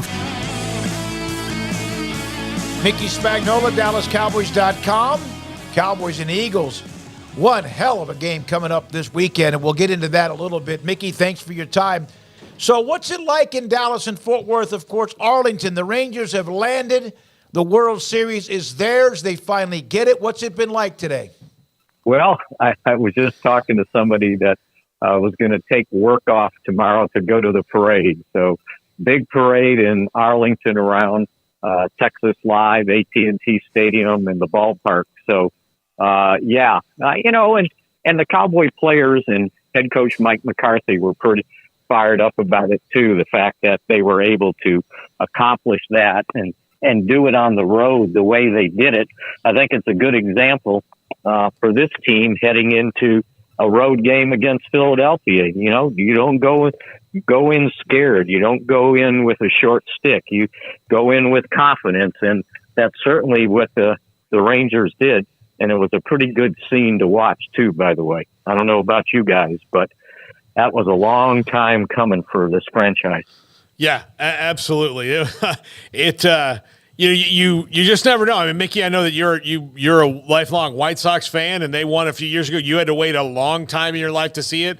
Rangers fans have had to, wait since the beginning of the franchise to see theirs. Cubs fans had to wait a long time. It is like, I know that some of it is joy, but how much of it is like relief too? Well, I think what it does, and I think it did the same thing for the Cubs. And it did it for the Red Sox. It killed all the old demons, right? All the bad memories of the things that went wrong. Now you don't have to sit there and be an apologist for being a fan of the Texas Rangers. They just won a World Series. And no one's going to, always bring up 2010, 2011, 1996. The Cubs won a World Series, and nobody wants to bring up the 100 years that they never did win a World Series. Same thing for Boston after the hex they had to build. So, I just think it's such a relief. It was so neat to see. I thought the celebration last night, the people that they were able to interview, and I go back when I got here. Like that 1985, starting with that 85 season, I covered a lot of those games as a backup writer at the Times Herald covering the Rangers. I can remember, that first year in 85 when they fired Doug Rader and hired Bobby Valentine, and it just happened to be you guys on my watch. And it was like, I hate this job, but all the guys that came up that year, Steve Buechele, they had Odeby McDowell and Jeff Kunkel and Pete O'Brien, and all those names kind of came flashing back. But I thought the neatest thing, and I think you guys could appreciate this, I didn't hear it live, but I heard the replay of Eric Nadell's call on the final strikeout. Mm-hmm. And that's when I got emotional, because I know how hard Eric has worked during his career, doing the radio broadcast, and what he had to go through, this year to get back in the booth, from a health situation, and to hear him and the joy in his voice, that's what brought a tear to my eye, because, that's a hard job. And you guys know, covering radio, 162 games the way he has for all these years. And to finally see this happen, I thought that was one of the cooler moments of this World Series. So, Mickey, it's amazing because we know the massive amount of Cowboy fandom, not just in the Dallas and Fort Worth area, but around the state of Texas and the country and even the world.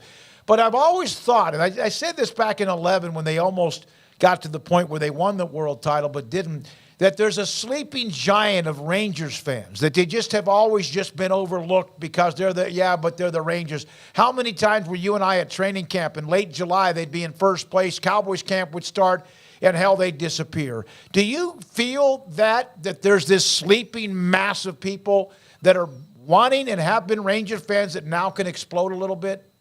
Yeah, absolutely. And very loyal people that go back to going to those games in the heat at Arlington Stadium, right? I could remember the scoreboard out in the outfield, and it had this it was big as a clock, but it was for the temperature, right?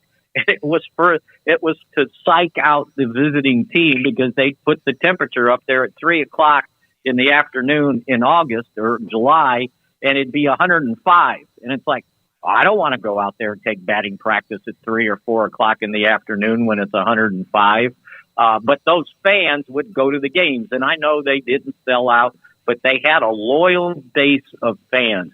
And I think it might have even grown even more this year, these playoffs. I mean, because, the fight that they got going on and the Stars and the Mavericks with Bally Sports, with the games being blacked out on so many of the providers. And now all of a sudden, all the playoff games are on national TV, and those Ranger fans could watch the games.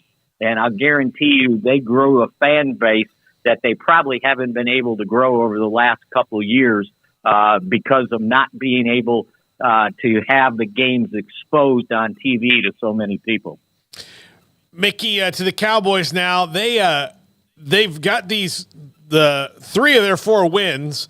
They just have been able to throw teams in the wood chipper early on in the game, and then everything else is kind of gravy. Although we did see some things offensively this week we hadn't seen before. Will this be a test of, can you win a game against a team where you're probably not going to be able to do that and throw them in the wood chipper right away? Yeah, I think it's a big game. It's a statement game. But you know what? It's a big game for Philadelphia too. I mean, they're 7-1. They're only 1 game in the loss column ahead of the Cowboys and 2 or 3 other teams in the NFC. And they lost the game they shouldn't have lost, right? They lost to the Jets. The Cowboys beat the Jets 30-10. The difference is they beat Miami, and the Cowboys were unable to beat San Francisco. But remember, last year they split. And, this is the game, like this Sunday's the game I was hoping for in the playoffs last year. It would have been the rubber match of 3 games because the Cowboys lost to the Eagles when they didn't have Dak, and then Philadelphia lost to the Cowboys when they didn't have Jalen Hurts. So it's like, okay, let's settle this. Let's go to the 3rd game in the playoffs. Well, the Cowboys were unable to beat San Francisco to get to play the Eagles in the NFC title game. So to me, this is the 3rd one. They both got their quarterbacks relatively healthy, although the Cowboys have still will have 2 starters on defense missing. But again, let's go. Let's go play it. And the way I look at this, and I don't know if you guys heard what Dak Prescott had to say after the game on Sunday when someone pointed out that Jerry didn't really want to talk too much about the Eagles game after he had talked a lot about going to play San Francisco. And Jerry basically said, I don't want to poke the bear. And Dak Prescott was pretty good. He said something to the effect that if I'm going to fight a bear, pour honey on me and let's go. I'm excited for this game. And I think that's the attitude you got to take when you go in a game like this. You can't go in tippy-toeing. You can't go in like, oh, I'm a little afraid that I got to play this really good team. Just go play them. You beat them 3 of the last 4 times you played them. And again, they're not the same teams, but you don't have to be arrogant, but you have to have an air of confidence in yourself when you go up in a game like this. Mickey, I couldn't put my finger on it for the last year or so with Dak Prescott and what I felt like the Cowboys were kind of missing with him. And I'm not one of the people who's like, oh my God, doomsday on Dak and all that. But it just felt like there was a gear they weren't hitting. And then after watching how they moved him around in the pocket and used the athleticism, I kind of felt like maybe they were stuck in a bit of an overcorrection about his injury. Like you don't have to run him like you did before the injury, but they had maybe stopped using him to all the abilities that he has in and outside the pocket a little bit over the last year or so. And then watching what they did against the Rams last week was very refreshing. Well, and you're talking about over the last couple of years, right? Yeah, since he got hurt, they're like, it just seems like and I know being cautious, but like there might have been a point where like, okay, you can maybe let the reins off a little bit more because he looks fine. Well, he was fine last year, and they might not have called as many. I mean, in this last game against the Rams, I don't think they called any quarterback run plays. He just ran out of necessity, right? Mm-hmm. They called the play against the Chargers, the read option, and on fourth down. What was it? 4th and 1, 4th and 2, and he ran for 18-yard touchdown. That was a called play. But I haven't seen him calling quarterback plays unnecessarily for him. Now, did he look more relaxed in this game against the Rams? Absolutely. He was playing football again. I think all these changes and everybody making such a big deal about the interceptions last year when half of them weren't his fault, that he was trying to be too perfect this year. He was trying to be too careful. And it was like, hey, cut it loose and play football the way you played and the reason you are where you are right now. And I think he did that. And as he said and has said for the last, several days, it's like I'm listening to my feet. So if there's not something there, I'm not throwing the ball away. I'll get in scramble mode and throw the ball on the run and let my wide receivers kind of run their scramble drill. And I think he just looked more relaxed in these last two games than he did early in the season. It's like, quit worrying about the interceptions. Quit calling plays to prevent interceptions. Just go play football. And you saw him make throws in these last two games that made you go, okay, I see it. And that's the way he played previously, right? Yeah. Injury or no injury, I just thought they were trying to be too protective and perfect to eliminate interceptions and play to the defense. BS on playing to the defense. You've got an offense with all this talent, use it. And I thought they did against the Rams. Cowboys and Eagles coming up on Sunday. Great matchup. Hurts has thrown more picks. He's even had a couple of pick six. He's still very good at what he's doing. What is it that they're not as good at doing this year than they did last year? What little I've seen, I think they may have gotten into more situations where the games were tight. They didn't have big leads. And playing from behind or playing in tight games sometimes makes the quarterback look a little different. Look what's happened to Brock Purdy in these three games that the San Francisco 49ers have lost since beating the Cowboys. Mm-hmm. They got behind, and they forced him to play catch-up. And it's a different game when you have to play catch-up than when you've got a 10, 15-point lead, right? And so I think that's one thing that is bothered Hurts.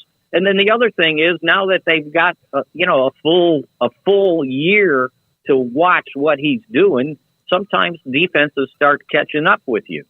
And you're right. I don't think he has looked as comfortable in the pocket. Now I read something in one of the Philly papers saying that he's been bothered by a knee that's the last couple of weeks, and he's not run as much as he had previously, although he doesn't show up on the injury report. I'm not sure how that happens. But maybe there's something to that. But the other thing is, with guys like that, the physical beating you take when you run the ball at some point starts catching up with you as you age.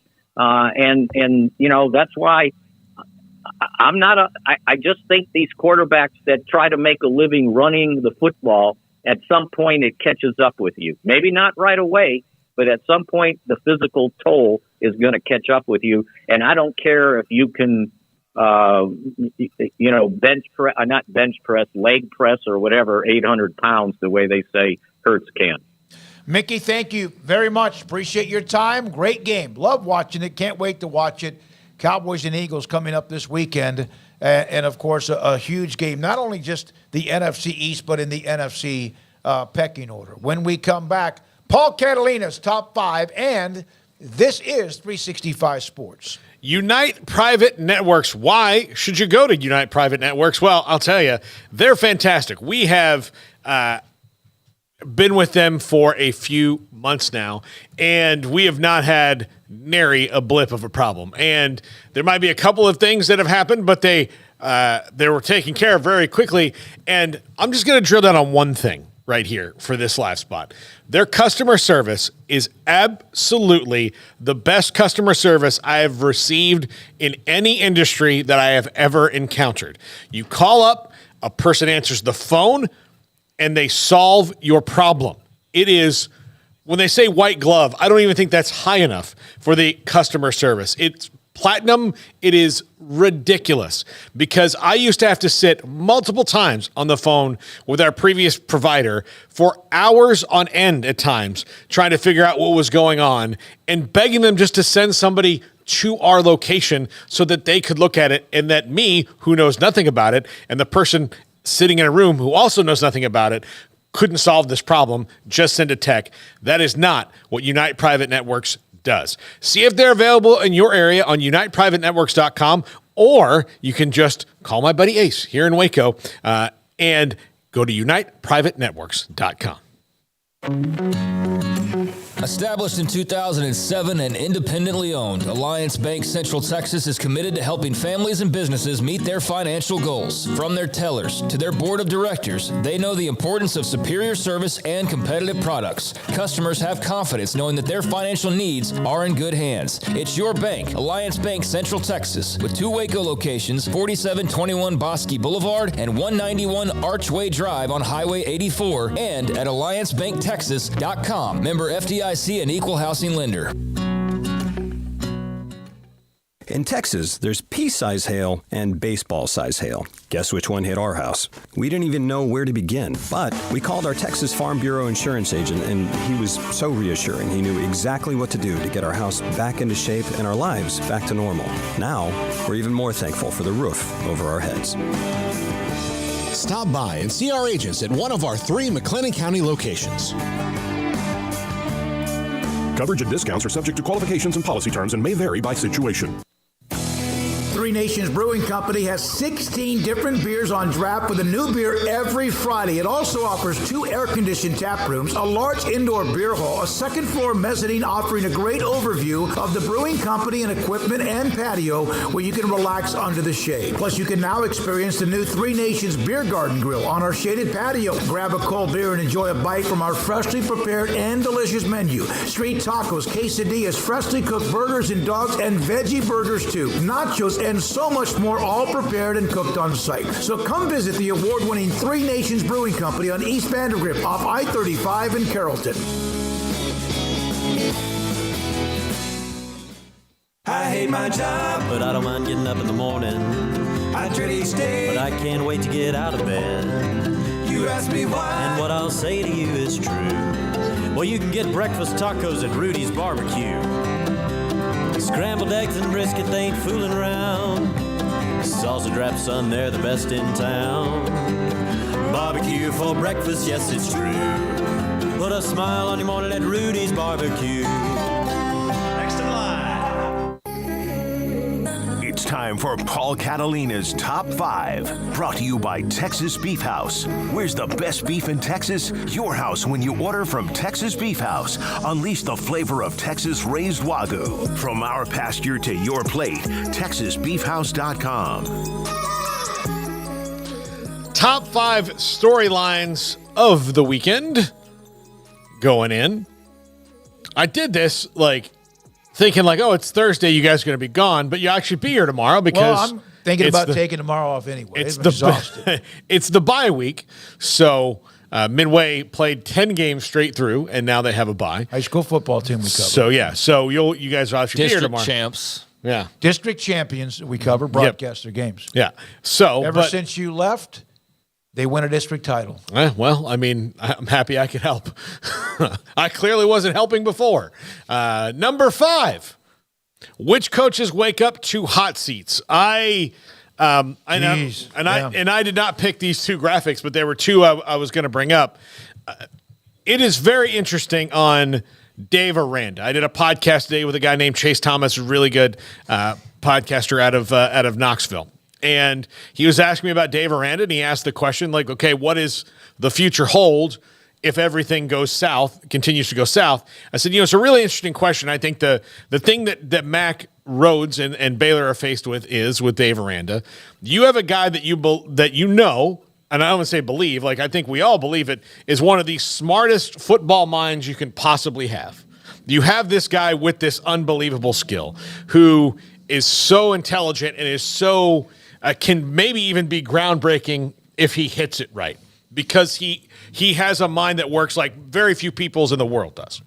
And if Dave Aranda was an engineer or a poet or whatever, people would be saying like this guy's mind is different than all the other engineers and poets or whatever it was, because he's unique. Do you have to forge through the storm believing that this guy can eventually figure it out, or send him off and then worry that 5 to 7 years from now he'll figure it out and he's hoisting a national championship trophy somewhere else? Or do you have to look at the now and go, well, I don't know. I don't know if we can wait that long. Yeah, I mean, that's why Mac Rhodes gets paid millions of dollars to make that decision. And if I got paid millions of dollars, I'd be happy to make it, but I don't. So I don't know what you do in that situation. I know one thing, that it is entirely possible, but I mean, what do we? You got to give yourself something. Like, we waiting 10 years? I mean, how long are we giving him? You know, like, is it there's got to be a cutoff at some point, because sure, 5 years from now he could win 12 games again, but if the 5 years are 4 wins and 3 wins, and they made a bowl game, and then that's back to 5. It's 7, and we're going, like, you know what I mean? So I don't know, and there isn't grass always greener on the other side. There is no magic. Hey, we'll go hire. Name a guy, G.J. Kinney, Jeff Traylor, the same old names. All due respect to those guys. Just had Jeff Traylor on this week. But, I mean, is that anything that's going to guarantee that that's going to get them back to where they want to be? No. So, yeah, it's quite the predicament. I think that Mac Rhodes absolutely does believe in Dave Aranda. I do as well to a certain extent, but, like, just the product that we've seen this year, guys, like, you just can't. I mean, we got to be realistic about it, right? And you can say, well, we're close and we're close and we're close. It's like, but the same thing happens every single week. And it's to the point now where we've talked this so to death from every angle that all that matters is the results.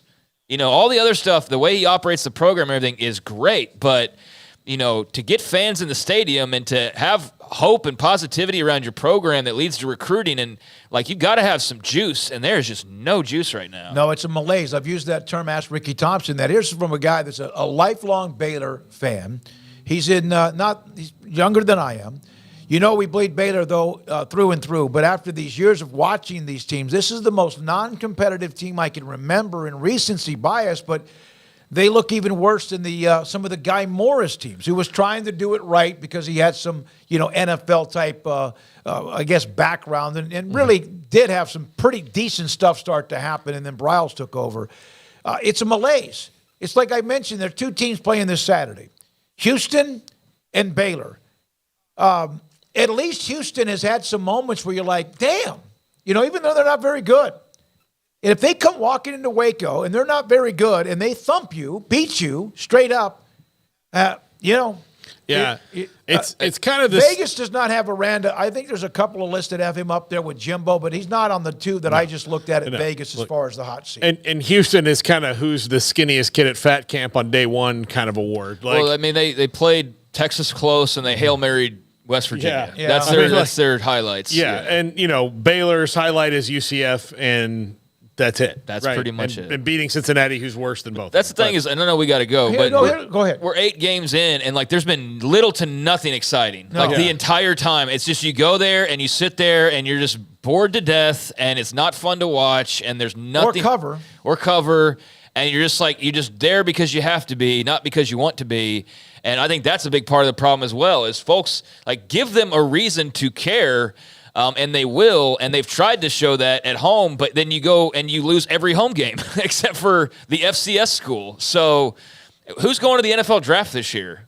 Not knowing that I know of. Nobody, right? Yeah. I mean, maybe a couple guys are late round picks, but I mean, you should look wherever you want to look, and there's just not anything that you can really hold on to and be like, this is where it's headed. You can't, and then that's the big problem that they have right now. Here's a question I have for Mac Rhodes, and this: if you wait another year, could that actually cost you 3? That's Number 2, the decision. Yeah. Have you given him everything he needs to succeed in today's college football? And if you do you trust that staff to use it correctly? Yeah. And those are huge questions. And because look, and putting Jimbo on this graphic, Emory did a great job of it. Texas A&M can say they've given Jimbo everything. Like they can honestly say they have wide open road, all these things to do whatever you want.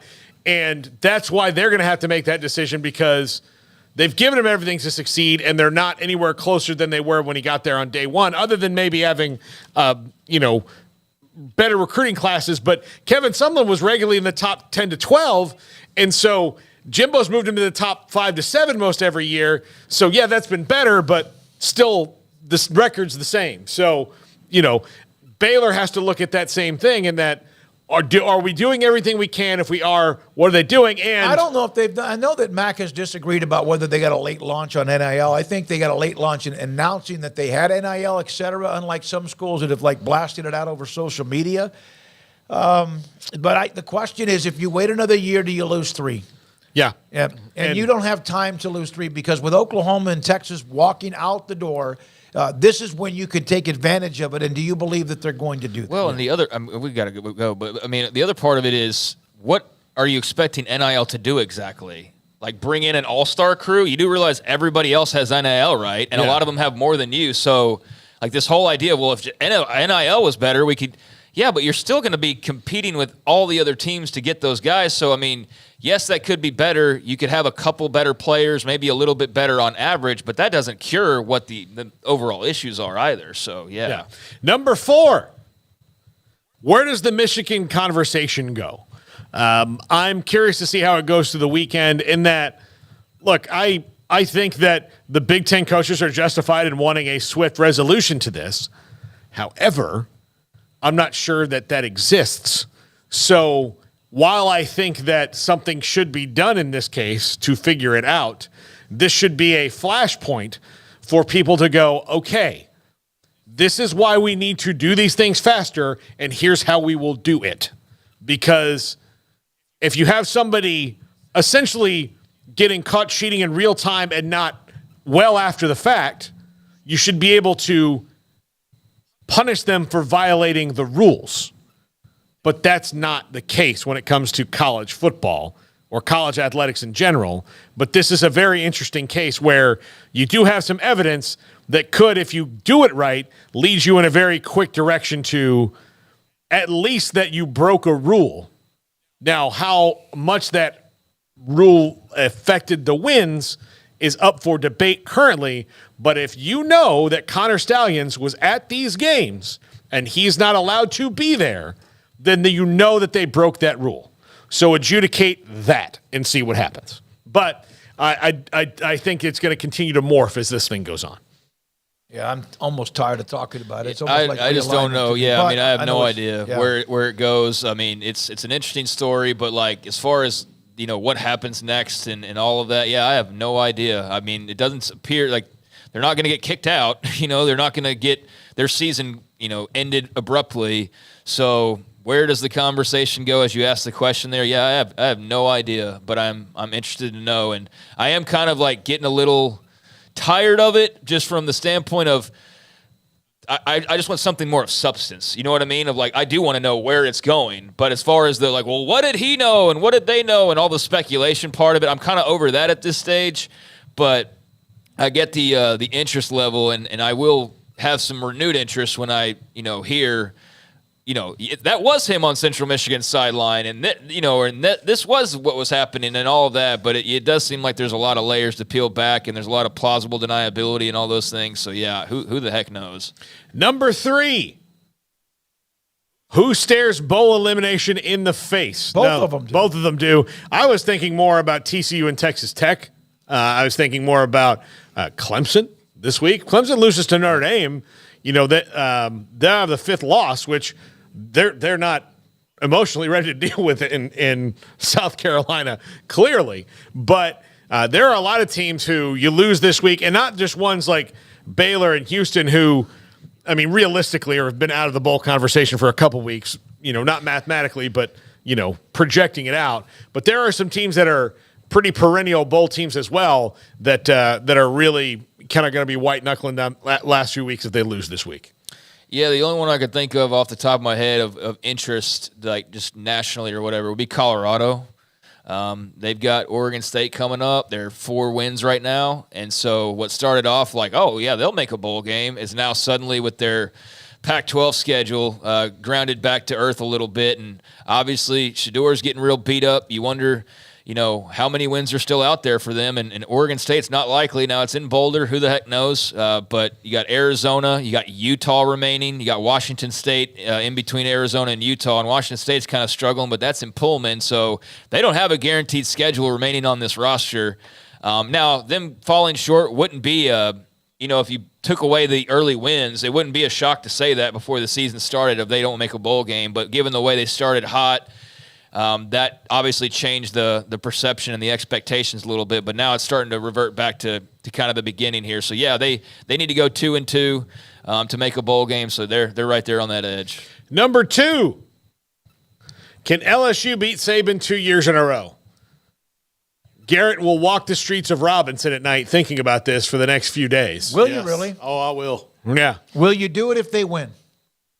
Ooh, I might do. Yeah. Will you just like you did in Phoenix when you and Paul just wandered down the street randomly? We didn't wander. We got an Uber, and that guy waited outside for us. You weren't allowed to drive at that time, but I'm glad you did that. All right. He was super cool about it. Yeah. All right. And he goes, yeah, you go to that house. Yeah. It was the house. Right. It was a business regulated by the state of Arizona. To me, this game might if Alabama wins this game, it's just another what Saban's done to take a team that looked so fragile. And yet again, Brian Kelly and LSU got them last year. Yep. I mean, he's the greatest college football coach of all time, so it wouldn't be a shocker if he's able to get a win here. But LSU winning 2 in a row, that'd be a big deal for that program. That really would. That'd be massive for Brian Kelly. Hot year last year. Kind of started off a little bit different here, but it seems like there's a little gasoline being poured here and there. Now they win this weekend. Fire's blazing again. So, yeah, this is a huge game. But, I mean, Saban's Saban, man. So, easier said than done for sure. And number 1, who survives the Big 12 this weekend? I mean, this is the best weekend I think that they have left on the schedule overall. Maybe not, but, this is the toughest one, the craziest one it could get. Things could get all kind of slanted and crazy, and there's going to be a 3-way tie more than, like Craig said at the end of all this. But even still, I think this is the key weekend for the Big 12 as it moves forward. Maybe 2, if not a 3-way, maybe a 2-way. If Iowa State loses. Iowa State loses to Kansas, then you'd have the winner of the other 2 games, K-State, Texas, and Bedlam. Those 2 would be tied for first place with 1 loss apiece. But, yeah, if Iowa State wins, it'd be a 3-way tie with whoever wins those 2 games and so on. But, it's a pretty salty weekend. I think it's top to bottom the best conference schedule in America and the most interesting schedule and the most important schedule in so many ways as far as the conference race goes. And I'm kind of trying to look ahead and see if there's anything that pops out. But, I mean, the results this weekend matter so greatly that, it remains to be seen on if there will be another one like this. But this one, just having your top 4 of the 5 or top 4 arguably all playing each other.